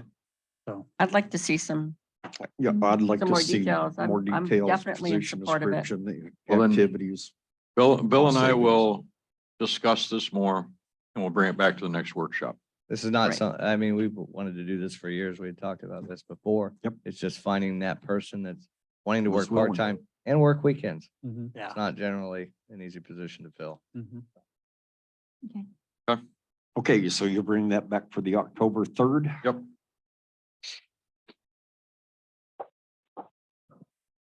And the next one is the firehouse building use discussion. Todd? I just threw this on there. So we all start talking about it. I mean, I've got some ideas. Number one, I'd like to take it for maintenance department. But I don't know. I've heard rumor that we talked to people about renting it to things. The building does need a bunch of work. I think there's a minimal parking there. The treasure barn, obviously have to work with somebody, whoever we did rent it to. I think that's our So- challenge, is finding somebody that's interested in renting the main building, knowing what's going on in the background. And we did have Manatee County Search and Rescue, but they're our donation only business. I mean, they don't have a lot of money. They wouldn't be able to pay a lot for that rent. Anything's better than nothing, but Well, do we have a Um, break even point on what's this building cost us? You know, what would we have to do for rent? Well, that's my question. Yep. Where Yep. we at And on I- that? And I've looked at it, but I don't off the top of my head remember. I what didn't expect you to know it off the top of your what head. I'm that just saying was. this is stuff we need to start Yep. looking at. And maybe this is gonna end up being a continuing discussion for a little bit. Yeah. I just think we need to start looking at it because if we don't take it for maintenance and we are gonna rent it, there are repairs that need to be done on that building before we could even think about renting. Sure. So I mean, if we move maintenance there, I think that's a great idea. I don't know what we would do with the current maintenance building. there's lots of options there again too. Okay. Um, The other thought I was wondering is the wood shop kind of growing out of their space, and with those high ceilings, would that be a good place for some of their equipment and their blowers and venting? And I don't know anything about that. It's just popped into my head when I looked at this and then could we use that building for something else? Yes, I'm sure there's other things that building could be used for. We're way laxed on storage space around here. Yep. I I want want to to, laundry in there, moved into there, and then utilize that, more central space for, a gathering area or whatever. I'll, There's lots of options there Yep. and lots of things that could happen. an update on the laundromat situation. Okay, one of those other things I've learned in this job in Florida. If you present a contract to somebody and you sign it and say, here, you sign it, and when you get it back, we'll have an executed contract. The second I sign it, it's an executed contract. Doesn't matter if they ever return it signed, because I'm the one offering the contract. Never knew that, learned that the very hard way. As I was getting ready to go north for the summer, I negotiated the laundromat contract, signed it, sent it. They never returned it. As far as I was concerned, we didn't have a contract. As far as they were concerned, we did. So I said, well, when my year is up, I'm terminating the contract. Was told I can't terminate it. I have a contract. I'm stuck with it. And our attorneys unfortunately validated that. I made a huge mistake when I did that, So not does knowing. it- So we're stuck When does with it the end? laundry So, till but the- 23? The laundromat, the laundry service, it's not gonna let us out of the contract, but they want to work with us. They understand that we don't need the number of washer dryers that we have, that we want to use that facility for something else. We don't need that large a building for a few. They are willing to reduce the machines to, I think, 4 and 4 washers, 4 dryers. And they will allow us to move those anywhere we want to move them, so that we can free up that building for any other use we want it for. The street. hmm? The street. But that is basically what they've come back with. So I'm disappointed with that, and I need to find out, How many machines are there now? 10, gosh, 10 and 10. yeah. Yeah, least- And we At don't, least you found out from a laundry company and not something major. How it's done. oh, They cleaned you out. yeah, that was, she was piece of work to deal with. That's, Well, I guess this just raises a lot of questions for me is when we went through the budget hearing, I heard from the residents that bring money back into the park. So to me, I would like to see just how much square footage do we have at the fire department, what the actual cost of a square footage would be to rent that building, take a look at just what we could put in there. Moving the maintenance down is a viable option. But if we're short on storage and the laundry is willing to move, can I move them into the place that we were talking about during the start of the fiscal year of moving the Masonic stuff into a different location, Right. and actually freeing up that entire laundry area for nothing but storage? There's so many avenues that we could take a look on just what we could do with that whole building, Mhm. especially since we're not going to have the funds to put it into a rec center. I did have a commercial broker come meet me at the fire station way back when this began to see if she thought there was a market Mhm. for somebody that might be interested in renting that building. Her first gut was it's going to be difficult to find somebody for that type of building. And her concern was the traffic coming and going twice a week from the public and having a business there. So that's going to be our challenge. Well, I mean, the other Um, question is, what can we put in there? Because I heard at last board meeting or workshop that we can't put a restaurant in there or something. It has to be or- consistent with a park and rec district. Okay, So we that's have what I to, didn't, what is that even if we- definition? Even if we rent it out, I mean, we have to say that, the people occupying that space and paying us rent are serving an amenity to the district that's consistent with a park and recreation district. Be great to have a restaurant, but no, there's not parking for it. It's just probably not really gonna happen. It's not gonna be viable.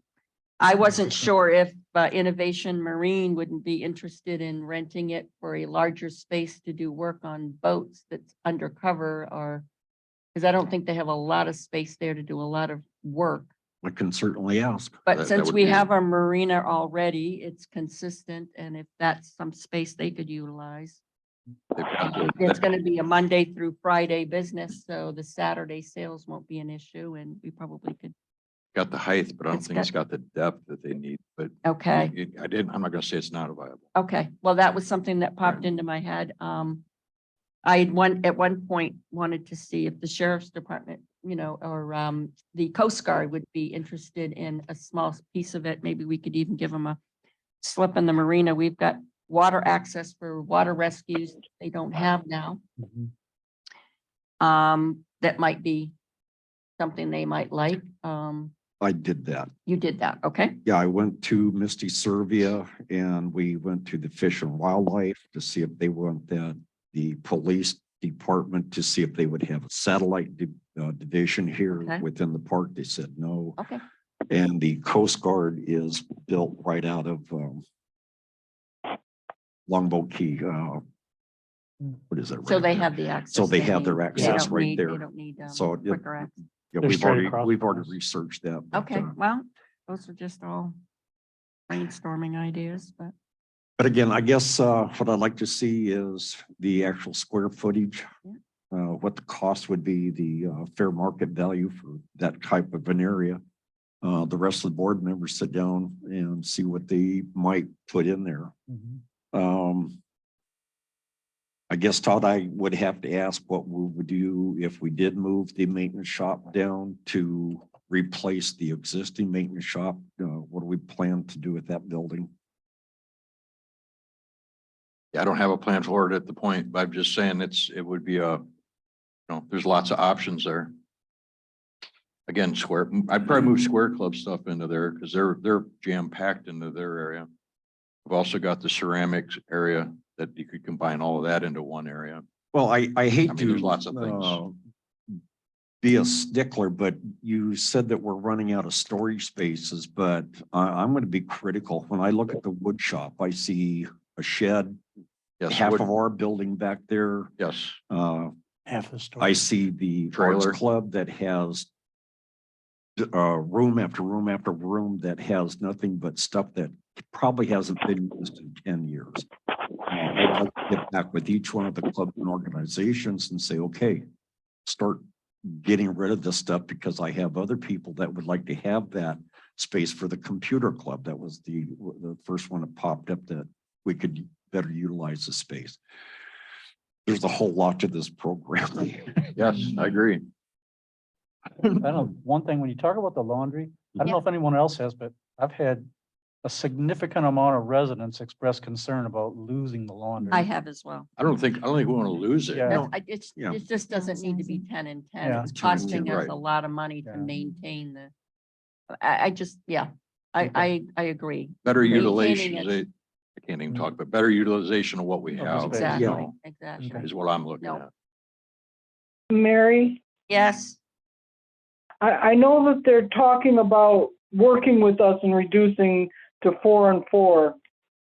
I'd sure be interested in a comparison of what it would cost us to get our own 4 and 4 commercial equipment, and we collect all the dollars that come in, and how long it would take us to do a buyback on the 4 washers and dryers. I've already 'Cause looked at that a little bit. Yes, we are. I mean, I will look at that further. it's not an option for us, unfortunately. We Right, at now the have a moment, it is not an contract we've option, gotta yes. live with. Oh, okay, bummer. Gives us a year to plan that though. Yeah. Yeah, 2 years. Yeah. isn't I it? don't know how Right. many, I don't know. I gotta look at that. at least we started I- the discussion. I got this information, when was Mark here? Yeah, Thursday. Thursday. After our emergency meeting, we went for a walk and he gave me the news. So I'm still kind of absorbing it and trying to figure out what it all is gonna mean. So the date that you Something- signed the contract that went back, does it actually end that date that you signed it, or is it going to be extended? It's, well, I don't, I gotta go back and pull it out. I think it was a 3-year contract. It might have been a 5-year contract. No. Back when she agreed to reduce the number of washer dryers until the current the contract space. had her leasing the building. Mhm. So instead of leasing the building, we were leasing her equipment and we could use the rest of the building for whatever we wanted to. That's how this all started out. She agreed with it. Perfect, no problem, happy to help. I don't need the building. I just need my washers. And then when it came time for her to sign on the dotted line, she wouldn't sign. They are at the mercy of us opening that door. I made that comment and was told, please don't do that by our attorney. That was nice. Okay. I have a question about the firehouse. Um, The front bays are not air conditioned, am I correct? Correct. Correct. Okay. While we're talking, Mary? kind of off subject real quick here, but contract, and I'm being a newer person on the board here, contracts do not come back before the board to be approved, or we just sign them or No, what? contracts, we did talk about the contract and then the agreement was, as I said, that she would reduce the number and that would give us back our space and so we agreed to enter into a contract given those parameters and then she refused to sign it. So unfortunately, we're back to the original contract, which I've got to get with I'm Mark and just find out. asking, Yeah. does the board approve contracts or no? Or is it just through one person or how's that work? I guess I don't understand. The board approves. I bring before the board the contract renewal terms and we approve them. Okay. Yes, All right. yes. I just haven't this had has one of been a those since I've nightmare. been here, so that's why I was asking. No, it's, yeah. I and- thought and that's how this- it worked, but I wasn't sure, so. This one was just an unfortunate learning on my part about Florida law. Hmm. And I wouldn't think that that is a common occurrence, that I would think both parties have to sign a contract before it is considered a legally binding. Kind of how I understood it. Huh? That's how I always understood And- contracts. So did I, and I Mhm. got burned, so, and I apologize, but Mary, yeah. you had an excellent idea several years ago. It came up with the laundry contract, and I'm wondering if we might be able to resurrect it. And that was putting in, renting out space for like a beautician, hair cutting booths, however you say that. Can we do that with the washers and dryers that are in there? Can we maybe do that and have something helping, coming in and helping the residents. They don't have to go outside the park. That's definitely worth looking into. There's water, there's, you know, everything you would need in everything there. you would need to have a small beauty salon, and a lot of beauticians these days, they rent the chair. I think the And then biggest they- thing with that room would be, ADA bathroom would be the biggest thing that would have to be done to that room. Yeah. And the floor level, obviously, because it's all sloped and Yeah. everything for drainage for the washers, but there's definitely things that could be done there, but yeah, that's the big thing is that you'd have to have an ADA bathroom. You know, once we get the laundry, the washers, dryers out and then moved into a smaller location where we have the amount that we need to meet the demand, then there's the capital improvements to that building for whatever we want to Right, use it exactly, for. And exactly. we were hoping to wrap some of that into the bond, and we weren't able to do that. So, you know, no matter what we decide, we're gonna have to figure out how to pay for it and see what we can get for return on that capital investment. So Well, I think we found the reoccurring, That I was getting ready to That say. the I see that we reoccurring- just to took replace off the seawall recurring. discussions. So I think that's what we should do there. Yeah, it's gonna have to be. How much plumbing is down there? It'd be kind of neat to move the washers and dryers down to the firehouse. I don't know if that's- haven't even looked at that yet, but that's, you know, that's a there's a possibility. washer that- dryer there now. I'm sure there's something that we can do. There is. So, We just have no plumbing down But there. again, my main concern is to see if we can't get revenue coming into the park I know. of what the residents told us during the budget Very hearings. clear. Okay, any other discussion? So when I'm here, we're going to just make this a recurring, that'll Right. be on the next I think we workshop. should. yep.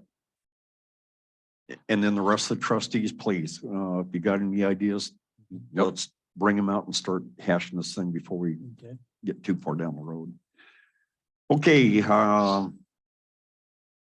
did my I'm sorry, my interview come up before your resolution or? It doesn't matter. As I long as think get I to pretty it. much made my spiel on adding the interview to the October 3rd. If I could have your permission, I will go ahead and set that interview up. Please do. What else we have on the 3rd? You got a bingo policy. too. No, I haven't No, got but to on that. Okay. Oh, I'm having the insurance guy come. Yeah. That's okay. We'll put him on first and Okay. I'll do the interview at the last. Okay. So you're gonna bring it back? Yeah, I'll bring that back as a next meeting for approval. Okay, do you want to do the resolution and the referendum for December? And then we'll do bingo last. And we'll do bingo Okay. last. All right. So we've talked about this at a couple of board meetings, and I haven't been able to get together the actual language until Friday night. Yes, with Mark on Friday. So what I'm putting before you is a resolution that we will adopt at our October 3rd meeting if we decide to move forward, that allows us to put a referendum question on the December ballot that changes the language in section 7. And I've attached what in Exhibit A, what the changes are to that language. We are striking about a little way halfway down, notice in accordance with sections 189.016 and 200.065 Florida statutes. And that is the Florida statute, the 200.065, that caused me more headache during this bond than you can imagine, because that statute is designed for millage rate and ad valorem taxing, noticing, setting millage rate, having several public hearings to promote that millage rate and that ad valorem taxing, and it doesn't apply to us at all. So this allows us to, it says here that we will fix the amount of the assessment for the next fiscal year on or before June 1st of each year. Now, our goal would certainly be to adopt it long before June 1st, to use our opportunity to have all of our budgets discussions and adopt a budget when the majority of our residents are here. Yeah. Whereas the other one has it set sometime in September, which there wouldn't be a lot of active participation in September.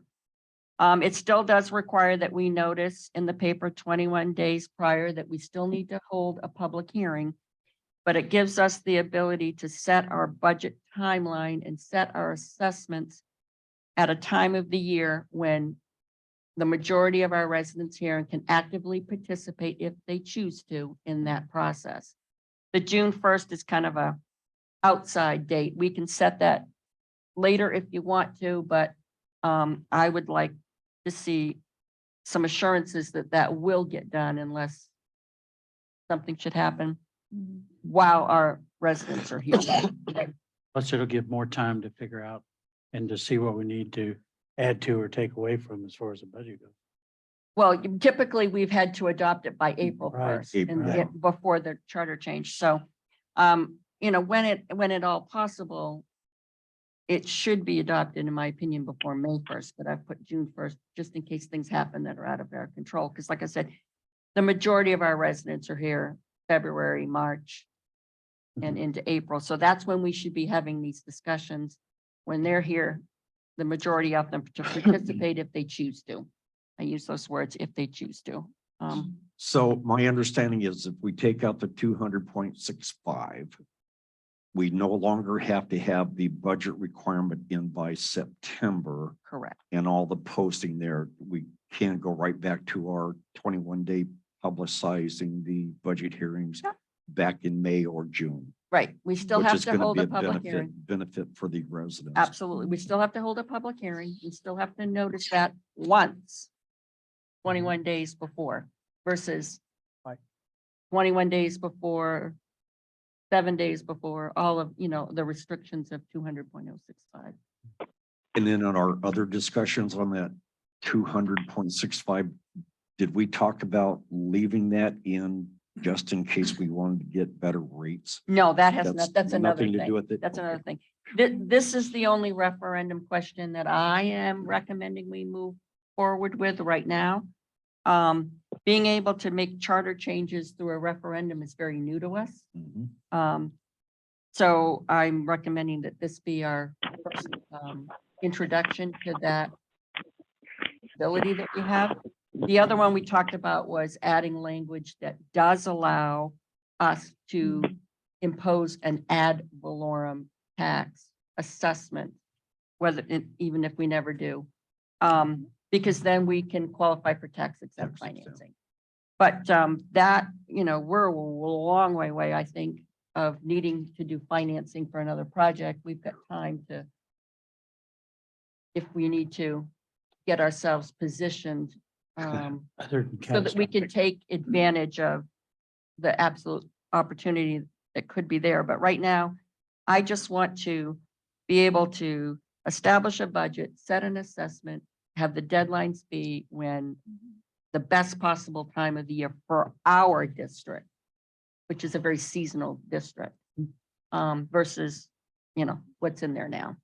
200.065 was not in our original charter. Original charter, yeah. Okay, that was added when we did our amended charter, and it's unfortunate that it didn't get caught by anybody, but I'd like to get it out of there. That was our last charter. The one that amendment. was just Uh-huh. recently adopted, it was an addition to that one.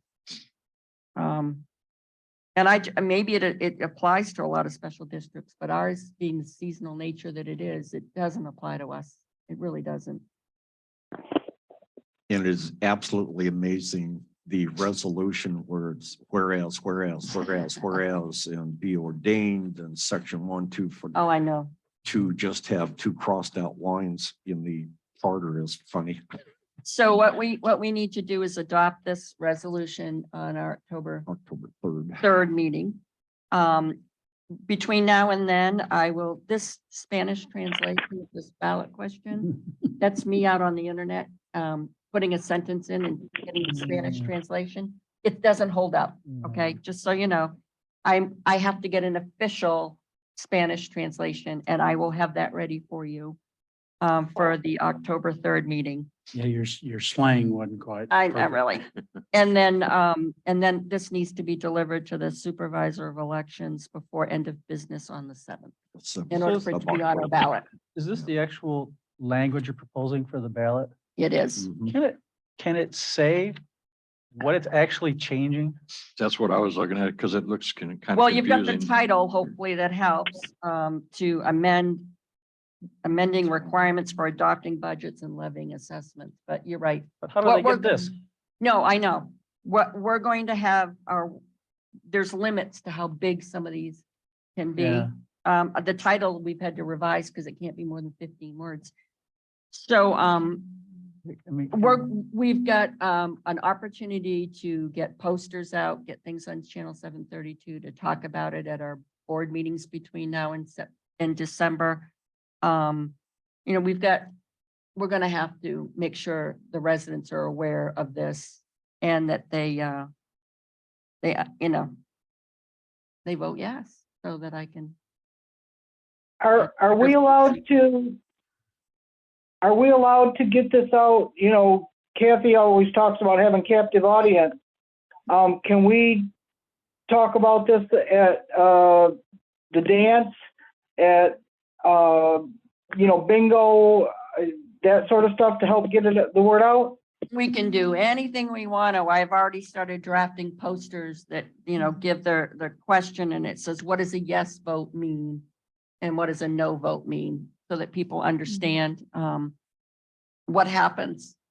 You know, I think our Okay. biggest challenge, Lori, from our learnings with the fire department is if people don't understand the question, they don't answer it. They Yeah. don't say yes, they don't That's say my no. point. They If they just don't skip it. understand it, they're gonna They vote skip no. it. So, Exactly. or they don't Right. vote at all, which, Yeah. you know, is the same as a no. So- So Either way, not good. Yeah. property owners, Property owners. it's going to be with the December Board of Trustee election. It'll be on, as you're voting for your trustees, you'll be voting for this. So you got it up here on the deed. It was, yeah. You have to be able to vote in the general election in December in order to vote for this. So it's, In- Not the general. Don't say general election. well, our election in Our December. election. And you don't have to be Thank you. Florida resident. to No, you vote do on not. this, Like we did You have on to be a the- property owner and on the deed, yes. Good. Okay. This could almost be another recurring. Oh, it will be part of my. No, because it's got to be taken care of October 3rd. Yep, October. No, but I 3rd, mean, but reminding people of remind- it yeah. and, when I do my trustee update or whatever, that it's the importance of it. Yeah, and Mary, Did I lose you guys? I can't hear anything. we can use the dancers for this.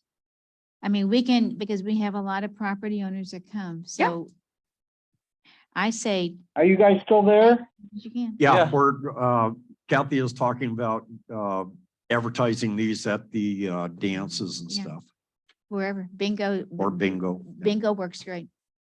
Can you hear us, Lori? Are you guys there? I can't hear you. Oh, no. And Bill's gone. You lost it. Bill's gone. He's coming in. Run, Bill, run. He's gonna get him. Lori's lost audio, Bill. Kind of hard to do the math. I see a lot of posters in your future. Can you hear us now, Lori? Are you guys still there? Because I can't hear you. Oh, somebody's texting. She doesn't do video. She Yeah, does she- just yeah. audio, so she can't see us. Well, I don't know how to get back to her then. I can try to text her I don't think we can be using electronics at the table. here. Yep, All right. yeah, please, you text her, Bill, because I don't think we're supposed to be using electronics at the table.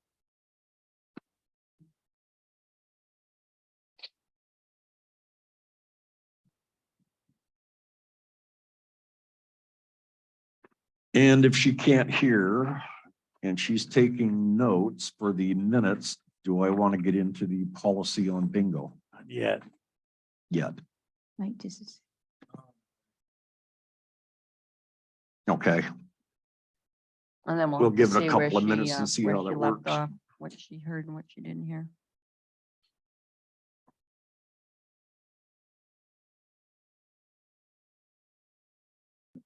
Lewis can give us a moment of silence. her tin can and string just ran out of. Yeah. Or do you You know, want her? I, the one thing that I've learned a lot about is writing resolutions and I mean, I I almost took a stab at this myself. Wow. And then I went, I don't Hey, know. you guys, There you are. I'm sorry. Yeah, I lost connection and Bill had me hang up and come back in. So whatever was said about bingo, we've got to start over from square one because I didn't hear any of it. Okay, you can hear us now, though? I can. Okay, we did not discuss anything about bingo, but we did talk about the resolution, and we're just going to be advertising that as much as possible. And then bringing up as a refresher at each one of the meetings, so the residents really know what that section 7 is. Okay. Okay, is there any more discussion on that? And did you get the part where I'm just going to go ahead and bring the PP 38 again for the interview on October 3rd? Yes. Okay, so the last item we have is the bingo policy, and it was supposed to be on the board meeting, but since we had the comments from this morning, I'd like to go ahead and bring that back up as a workshop item. And what we had originally talked about was just having visitors, not bringing visitors. But somehow we have to correct. No, how do I say this politely? Residents just bringing somebody in as their sponsor and not even, how do I want to say that politely? I think it comes down to you have to have a resident card or a district guest Mhm. card, And period. I agree. End That's of what I story. suggested once End already. of story. You don't have one of your those cards, you don't play bingo. Joe Sample. And if you've got a family member that came in over the weekend and they weren't able to get a card, I'm sorry. Come play Wednesday. Get You're your not gonna card and be come able the to next play one. Sunday. Mhm. Mhm. That's Yep. just, that's the easiest thing. I think the amount of people that aren't gonna be able to play bingo because of that rule are so minimal Yeah. that But then when it comes The- into an the opposite- enforcement, the opposite's the best. If you just say, if you don't have your cards, you don't play. And then enforcement is, just like we said earlier, you got to have your card with you. Yep. You don't have your card with you, sorry. When you about that. purchase your tickets, you have to show your so card. like we're gonna do with everything else, if you don't have an identification card, you don't come in. To the So, facility. so what we're saying is that first paragraph, we're gonna say admission to play bingo is by district ID card or district guest card, period. Yes, period. And the rest of that paragraph goes away. That's my suggestion. I agree. Well, the owner can still have a relative come in and get their one night visitor's card. That's not what he's saying. Correct. If they have That's not if what they he's have a saying. pass from the office, okay, renter card or a guest card from the office, and then it's acceptable. If they don't, it's not. If any other way, they're gonna find creative ways to work around this. Right. They're gonna stand outside the door. Can I be your guest tonight so I can play bingo? And if somebody says yes, then they're in. Well, it's always been my point that the Board of Trustees provide bingo only for the residents of trailer estates and not Right. some other damn park and recreation hear or ya. some other park. I just can't get that message through. So if I have someone come visit me that might want to play bingo, I need to get them a guest card in the office or they Correct. don't play bingo, period. Correct. I don't Right. think, I think that's perfectly, May I ask a question? How many people, I'm not a bingo player, so how many people would this affect if we change this? May we make this interactive so that the people who run bingo can come to the microphone? my guess is Sure. 2. Well, let me go ahead. Would the board like to make this an interactive and talk to the bingo people? I have to have a vote on I that. would. Okay. Sure. They're the ones Yes. that are going to have to enforce whatever we decide. So we can So put it to bed. Mary Lou? What do you think about the change in the policy?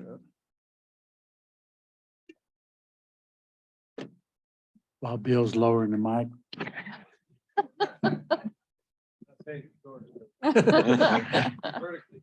Mary Lou McNulty, 1806 Ohio Avenue, and I'm completely against what you're saying, Okay, Based on, based on the fact that, okay, you know you got company coming.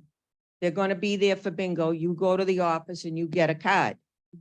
You have somebody stops in on the weekend and say, well, we're gonna stay for the weekend. I mean, it's only happened to me once. I have relatives down south.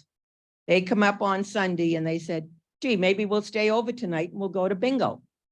Well, I didn't get them a card because I didn't plan on them staying over. They get issued a card when they come into bingo. But it's only if they're a resident. You know, well, I'm the resident and they're my guest. But I'm completely against saying you have to get them ahead of time, especially on a Sunday. Somebody stops in and so how does that solve the problem that you had last night? because that was an outside person. well, I guess what I'm reading here, if we take the The only section one, solution is you eliminate outside people as it used to be years ago. Trailer Estate bingo was never open to anybody outside to of the Trailer public. Estates. But how, if that person, if there's a resident here that says that person's my guest, they can play even though they're an outside person because she said, They've got to be staying with you. How do you police How do you- that They've though? Yeah. got to have visited you at your house that day. Well, that's, And if you want to lie and say, yes, they did and they didn't, that's up to you. Mhm. And that's the problem we got right now. That's the problem we had last night. that's why I'm saying, how does that make things better for you? That's what I'm trying to. figure. How I don't often do know, we but think? I that know we I'm have- tired of listening to people come into bingo and complain to me because the person does not live here. And especially last night when that person won one of the jackpots. I know, You I know, knew that. was gonna be- I don't need to take this. I don't. I don't, you I don't need to put And up That's with why this. we're trying to figure out how to make this better for you. And I'm Um, sad to say that I think it has to be eliminated and like I say, you have to have your ID. Mhm. And you come in and you say, okay, my daughter just arrived today. I need a guest card for her. If you think that person's lying, well, you know, And then are you? I mean, not we know who these people are when they come in.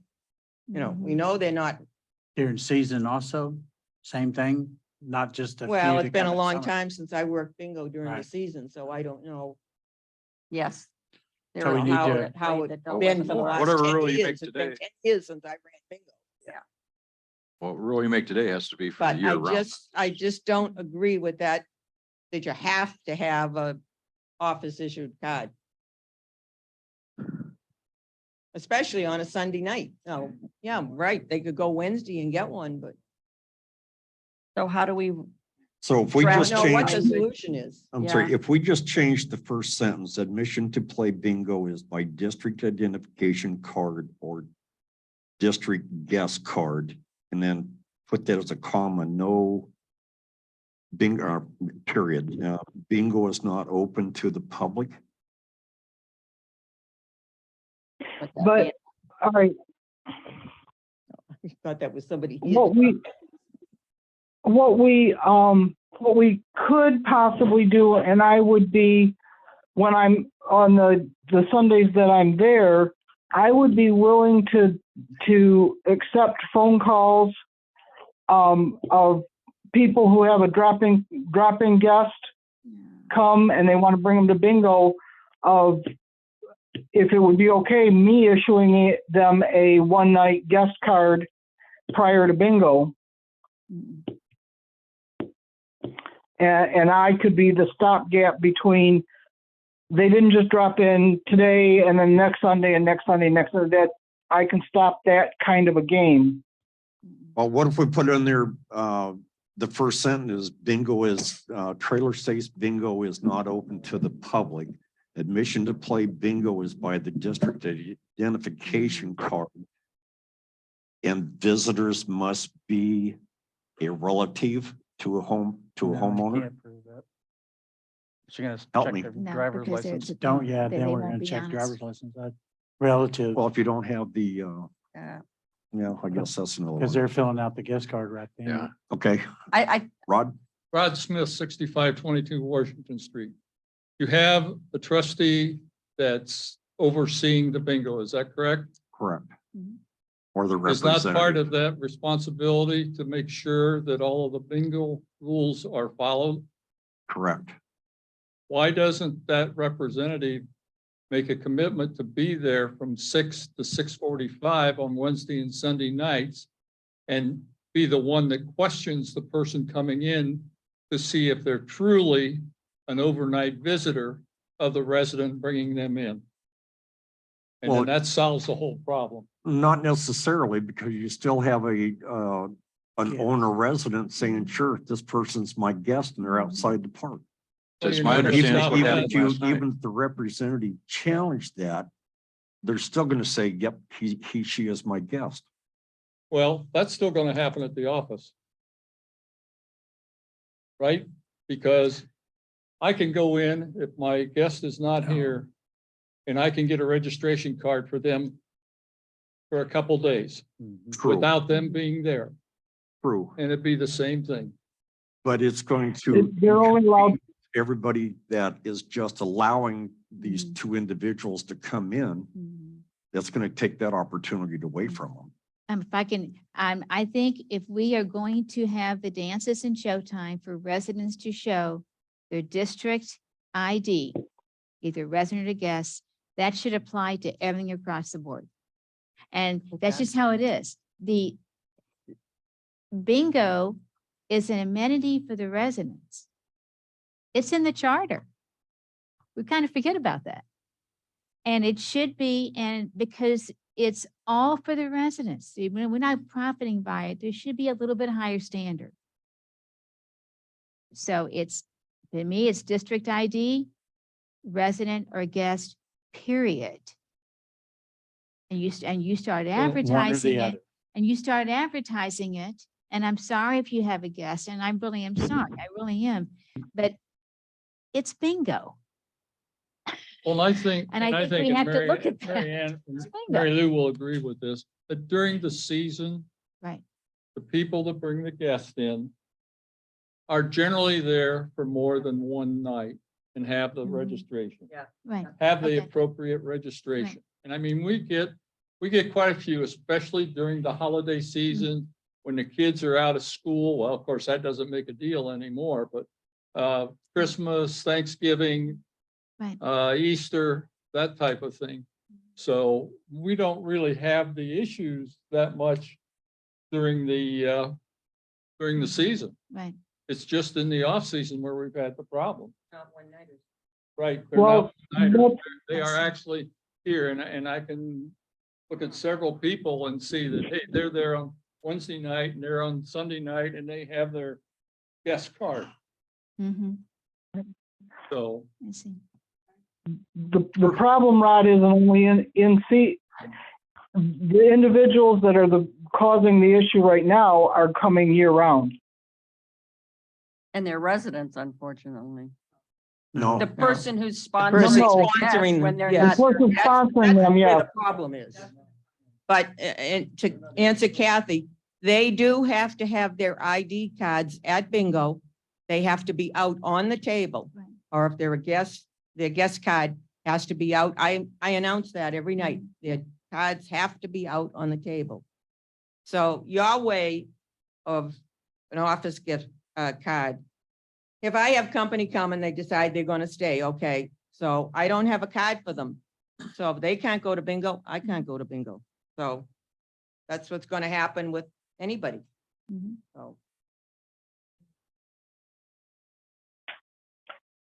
This Sandy Stevens, 1814 Minnesota Avenue. This problem has been going on for over 20 years. I had this problem way back when I first moved here. And the only thing I can come up with is no outsiders, no public, not outsiders, no public. Now, if you have a best friend or something like, it's very hard. I feel bad for you guys. It's very hard to get it down in black and white. There is always someone that says, oh, this is my girlfriend, blah, blah, blah. And we have those little white guest cards that we give out for them. But either you have to put it in black and white, residents only. And what's that other, what do you call it? When someone's visiting you, what do you call that? A guest? I guess. So you'll have to put it in black and white, no outsiders, no friends, period. Relatives or guests that are staying in the park. You have to get it down in black and white and you have to vote on it. And we as bingo players have to follow it. I think that's the challenge. The That is the challenge is, challenge. no matter what we come up with, we have to, residents have to agree to follow it and not, That's true with and not anything we say do. they're your guest when they're not your guest, so that, you know, they Well, can. most of them are friends outside the park. There's not too many people that come and say, that's my guest. And if they don't know them, they know them, they're friendly with them, that's their friend. But they're public. One of them is, yeah, but they're public. One of them is, I would say, is a worker. I don't know if I want to say that, a person that I say a lot of people at bingo know because they work in a public place and they see it when they go shopping. But that's a public person coming That's a in. public person, but they're made friends with them. But you just said no public. No public, that's what you're gonna have to do. You're gonna have to put it in, it's hard, it's So a you're gonna hard stop thing. that? Well, That's gonna be That, stopped. that will go south. If you Again, say no if- public people, only guests that are relatives or only guests that are staying with you. It's gotta get down in black and white. And I don't feel it's fair to the people that are working bingo that have to be submitted to this. You know what I mean? I'm soft-hearted, believe me, you guys know that. I'm a soft-hearted person. If someone smiles at me and they want to bring their friend in, I write out a guest card. I'm, And that's you where know, I'm at today. and that's what happens. So you either got to get it down in seriousness, have a board member there for, in the beginning, when everybody's, have someone there standing at the door that represents the board. And then that will ease out, people get used to it, and then that's the only way you're gonna get it done. And I'm gonna tell you, everybody, another thing, a lot of people will stop coming to bingo. As many bingo people that you think will come, there's gonna be a lot that will stop. It's up to you guys. Thank you. A lot because we're not letting There- A outside. guest that lives down the street, or a guest that lives in another park, or a guest that you know from living in Florida, trailer estates, that we don't only know people that live in trailer estates. I have friends that live in Richfield, and that's in Ellington. I have friends that live in Palmetto. I have friends. I've lived So there they're for 25 outside years. public people. So if we They're don't outside let public them people. come, then our residents will stop coming to bingo. I think so. I- I really think so. Try it out, see what happens. You can always It's worth re-vote on it. trying. But people will stop. People will get ticked off and say, I'll go to bingo at Hawaiian Village where they let the public in. I'll go to bingo in Palmetto. They let the public in. Well, it'll save us a lot of trouble if they do that, and we'll just stop. That will.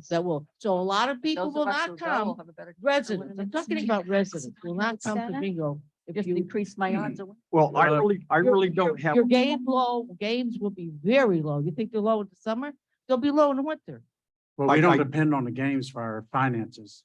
No, you don't. But the people that come to bingo like to win. So I'm just, whatever you make, but stand by, this is a big one. Stand by it. Don't loosen up on it. Don't let Russell's sister come without a card.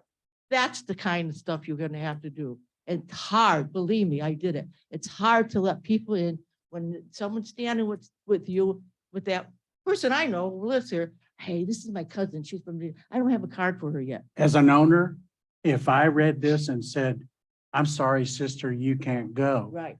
And And- as an owner, I would defend that because that's what I do for the Okay, good. park. That's good. But remember what I'm saying. Your numbers are gonna go down. Well, And then you can don't stop care. bingo if you want, Uh, not have bingo anymore. I'm not too against that. If this has been happening for 20 years where we just said it's not open to the public and they're just saying, I'm bringing my friend down the street, too damn bad. I don't think stop that bingo. happened. This is Lenora. Well, that's Neal, what I just heard. 6619 California. Just one quick thing. First of all, I don't believe that people are going to quit. There's people that love to Yeah. come. It's a social event for some of those that can't do anything else. So it would really hurt a lot of our elderly if we stopped it. Mhm. It isn't about the money. I mean, most people go because it's a social event. But my only suggestion might be is, since it is a Sunday, let's say my daughter came on Sunday, and I didn't know she was coming, they surprised me, whatever. I can tell them it's my daughter, only on Sunday. As of Monday morning, I go get her a pass for the rest of the time she's with me. A one-time guest. Yeah, and it's just for that night, and she can't ever get another one Mhm. unless 6 months later she comes again. But normally I know ahead of time. But if that should happen, they should be allowed, okay, we're going to give you one tonight, but you cannot come again until you get a pass in the office. Weren't we Then- gonna do that? I mean, I understand sometimes Sundays are a problem, and I'm all for you have one or you don't go. I mean, if my daughter came on Saturday and, well, we're gonna play bingo, nope, I didn't know you were coming, I didn't get a pass. Right. I'm fine with that, but there are some that would not be. But Sunday's the only time that would be effective. During the week, they show up sometime Wednesday, you've got time to get to the office and get a pass if you really have to play Right. bingo. Right. But I'm okay with, I'd just say, no, we can't play, but we'll play Wednesday. It just, unfortunately, things have progressed where people just don't want to do what's right. Mhm. And like I say, I questioned the person. I said, let's be honest with each other here. To be a guest of one person one night, the same person comes with somebody else the next time, and then they come with somebody else the next time. Yeah. I agree. I have friends all over too, but I don't invite them to our bingo. That's just not right. Just my thought. It'll be up to the owner. And we just need our residents to follow the rules. What else is it? That's it. This easy. Hey, Durham, 6908 Tarpon Lane. I've been going to bingo for about 21 years. And I quit going because of this very thing. When I go to bingo, I have to use my fob to get in that door. Yeah, we've got people in this park that let outsiders come in. They don't have to use theirs, Bob. It's not right.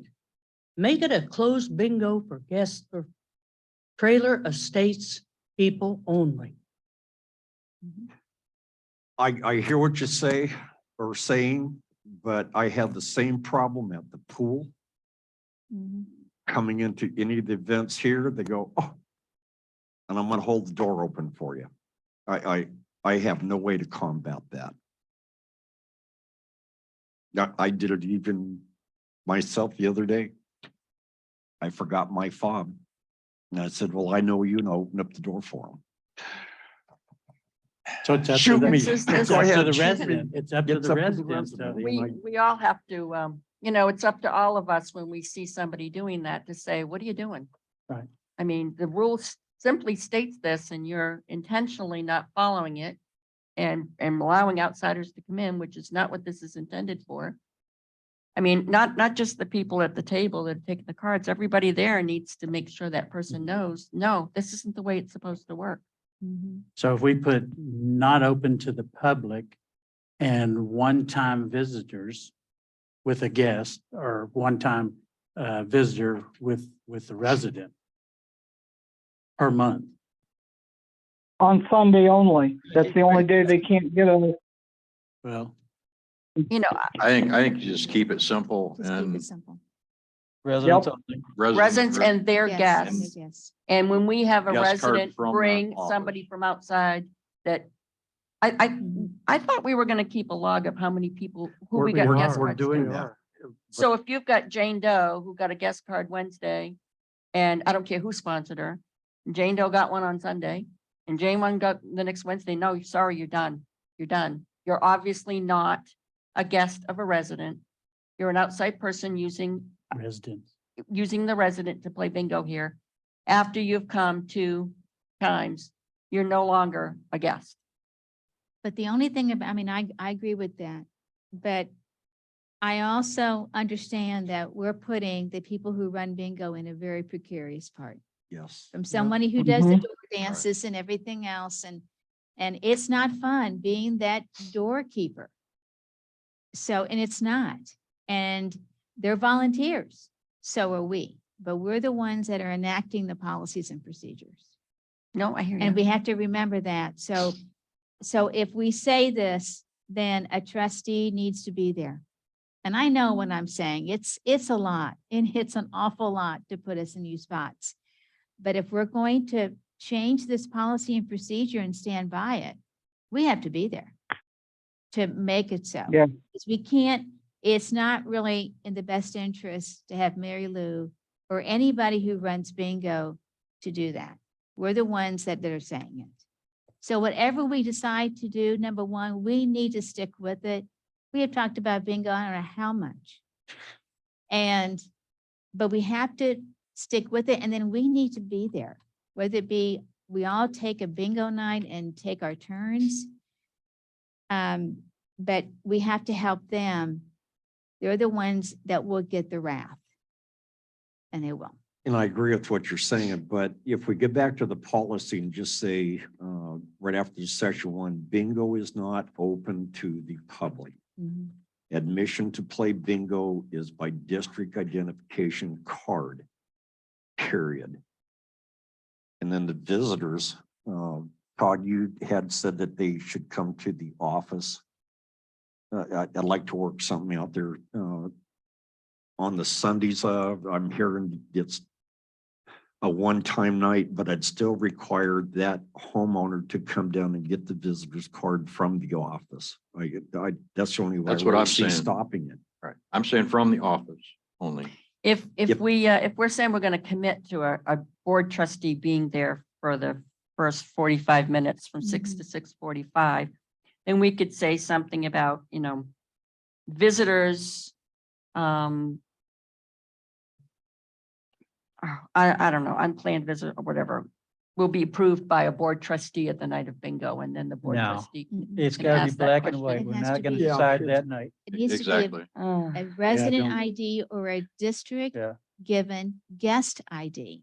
I Right. think we're getting guest and visitors Yeah. really confused. A Yes. guest to me is someone who is staying with you and you've gone to the office, you've done what you're supposed to do. This is what we talk about. You get a guest ID. A visitor is someone who drops by, Mhm. and I know this may put you on the spot, but they should not, they're from the outside. At least with the guests, you've done what we ask everyone to do. You get a guest ID, Mhm. and that's where it stops. That also limits them to 30 days. That's a right. year. That's right. So we're talking about across the board. We're talking about applying the same policies at Mhm. dances and everything, except the difference is at a dance. If you don't have the ID, you can pay $7.50 and come Exactly, in. exactly. Okay. Want to do the same thing at bingo? Yeah, charge them $20 to get in. and- Yeah, you can be a guest, but you gotta That'll pay eliminate the $5 to get in. Gotta Right pay- now, the way that is written, this one particular guest we have, she has 3 people that sponsor her. So that's 6 nights that she can come. If she gets another sponsor, she can come 4. She can come every night of the month. The Yeah, way that's the that is written, she just has to get a different person to sponsor her every time. So Well, it's currently And, written. and it's sad that she's able to get so many. that's the sponsors, problem. that so many people are willing to. They're the problem forget more that than this- she is, Yeah, because they're yeah, I willing to think you're do it right, I for think her. You're right. So whatever you decide to do.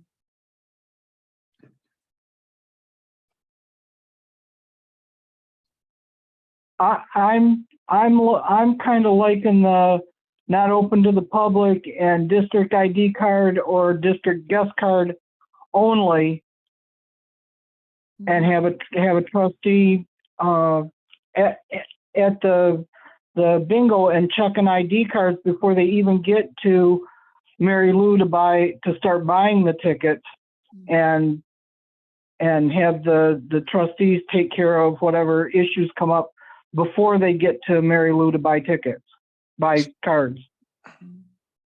We did that. Yep. I swear we did that once, Lori, had somebody, wasn't it you? Sometimes checking guest. Oh, yeah. Yes, ma'am. The only problem was I also had a bundle of guest cards and I was writing out guest Gotcha. cards. If they were standing in line with you and you said they're my guest, I wrote out a guest card. But yes, we did that. Yep. But here, now what I'm saying is, let's say it's me doing that. I don't have any guest cards in my hand. Correct. I'm checking for a district identification card or the district guest card, because anybody who's a guest that's over 18 or over has to have a guest card from the office. If they're underage, they can't play. Right. So that's a non-issue. If they're over 18, they're supposed to have a guest card. And so I'm the bad guy saying, look, you know, Sister Sue can't come in because you don't have a guest card for her. And I can't allow that. This can't happen. And I'm sorry. And either Sister Sue leaves or Sister Sue and her sister leave. You know what I mean? But when we did that before, you sat there with a handful of guest cards and just wrote, oh yeah, you're a guest, okay, and wrote out a one-day guest card. And that really didn't solve the thing.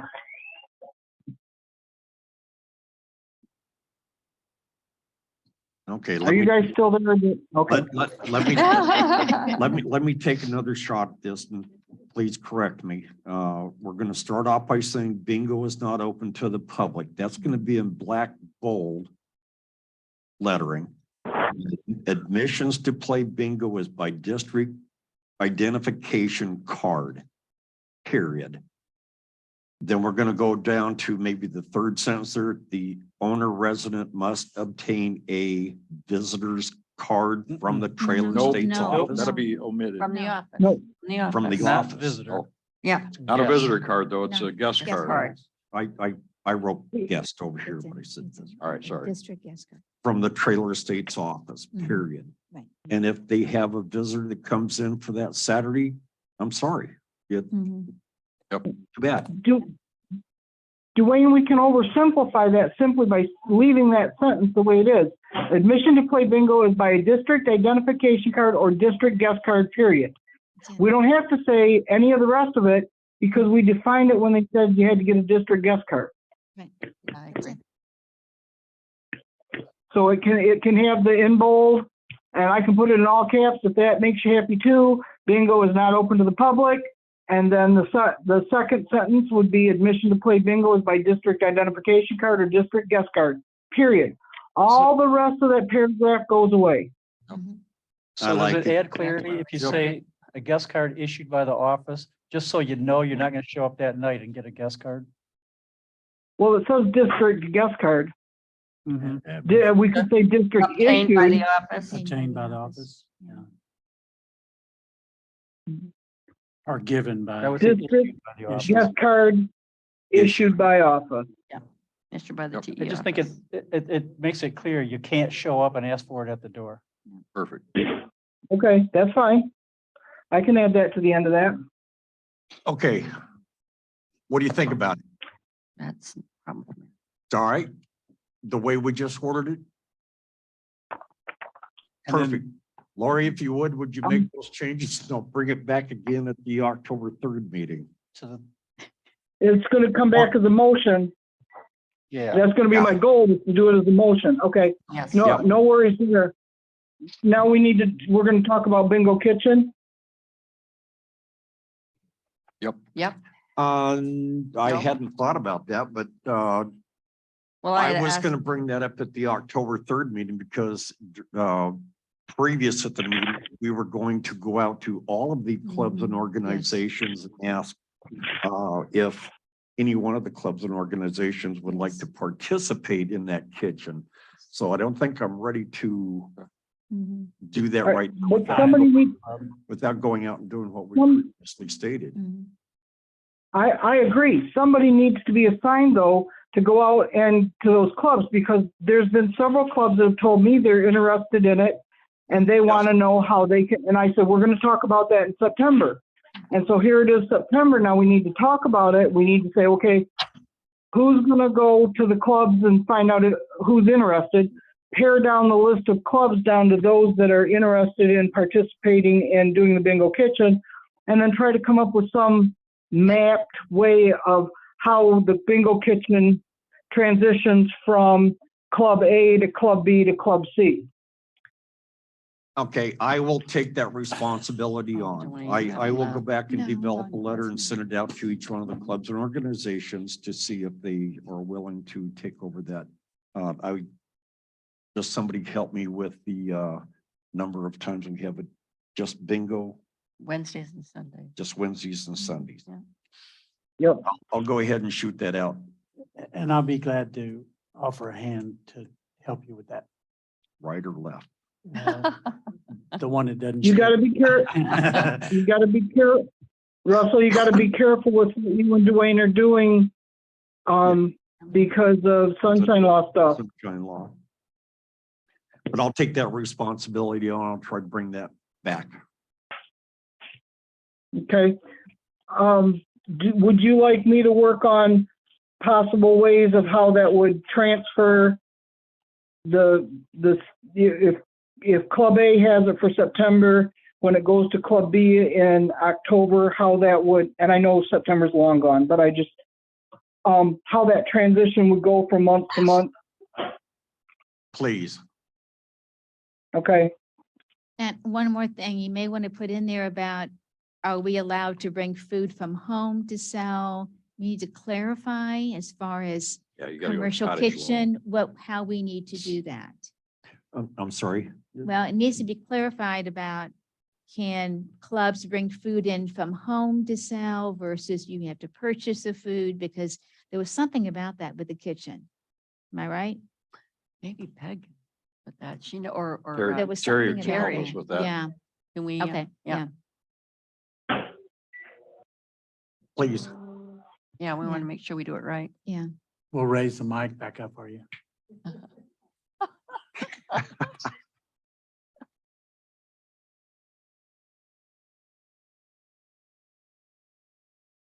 Terry Ellenberger, 6810 Massachusetts. Yes, the cottage law is a lot of words that a lot of people aren't going to understand. I have had conversations with some people, basically foods that require time temperature controls, which means you have to get out your thermometer and all that stuff, are not allowed in the cottage law. Anything that's had something in it that's had to be cooked, and then you're going to take it in and sell it, you can't do that. Bakery goods can be used. You can make bakery goods at home and sell them. But then there's the whole thing about you're supposed to have the labels and all that stuff on them, and the Ingredients. allergens. I mean, it's very, for somebody that's been in the business all their life, I understand it, and I've read some of the laws to some people to say, hey, yeah, but definitely,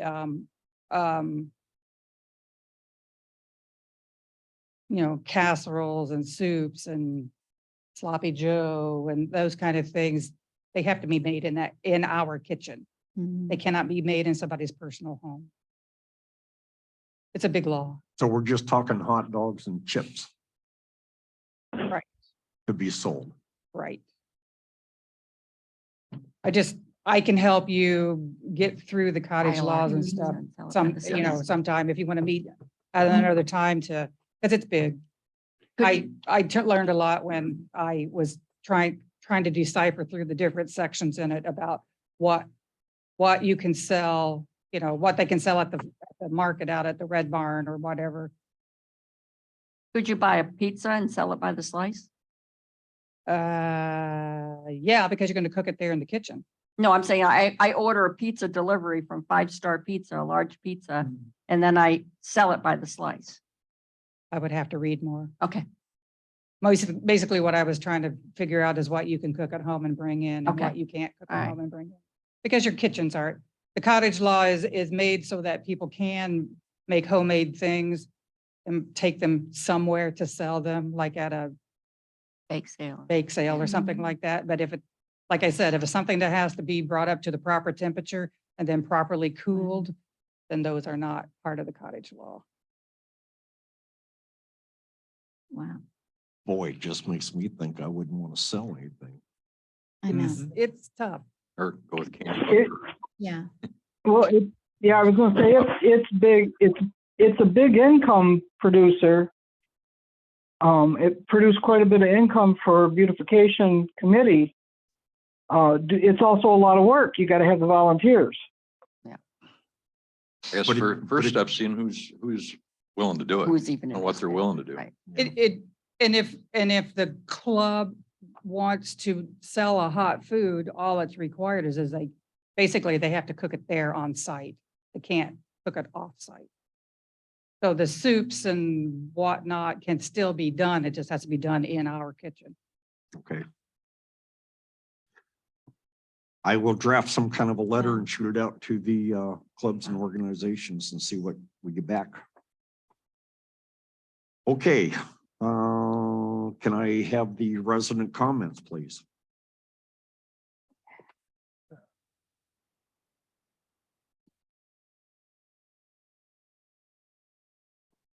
Yeah, Rod Smith, 6522 Washington Street. Just want to comment on the setup on the maintenance. The Hobby Club, when they do their bazaars, we pay the park people to come in. We give them it's either $50 or $100 each to do that. So hopefully, Bill, they're not putting that on their time sheet. But we do pay them to do that, which we have done for ever since I can remember being a member of the Hobby Club. The other comment I have is on the wood shop space, and it's a personal comment. I am not a representative of the wood shop, but the space is really, really tight. Now, in the summer, it's absolutely fantastic because there's only 4 of us that do anything in there during the summer.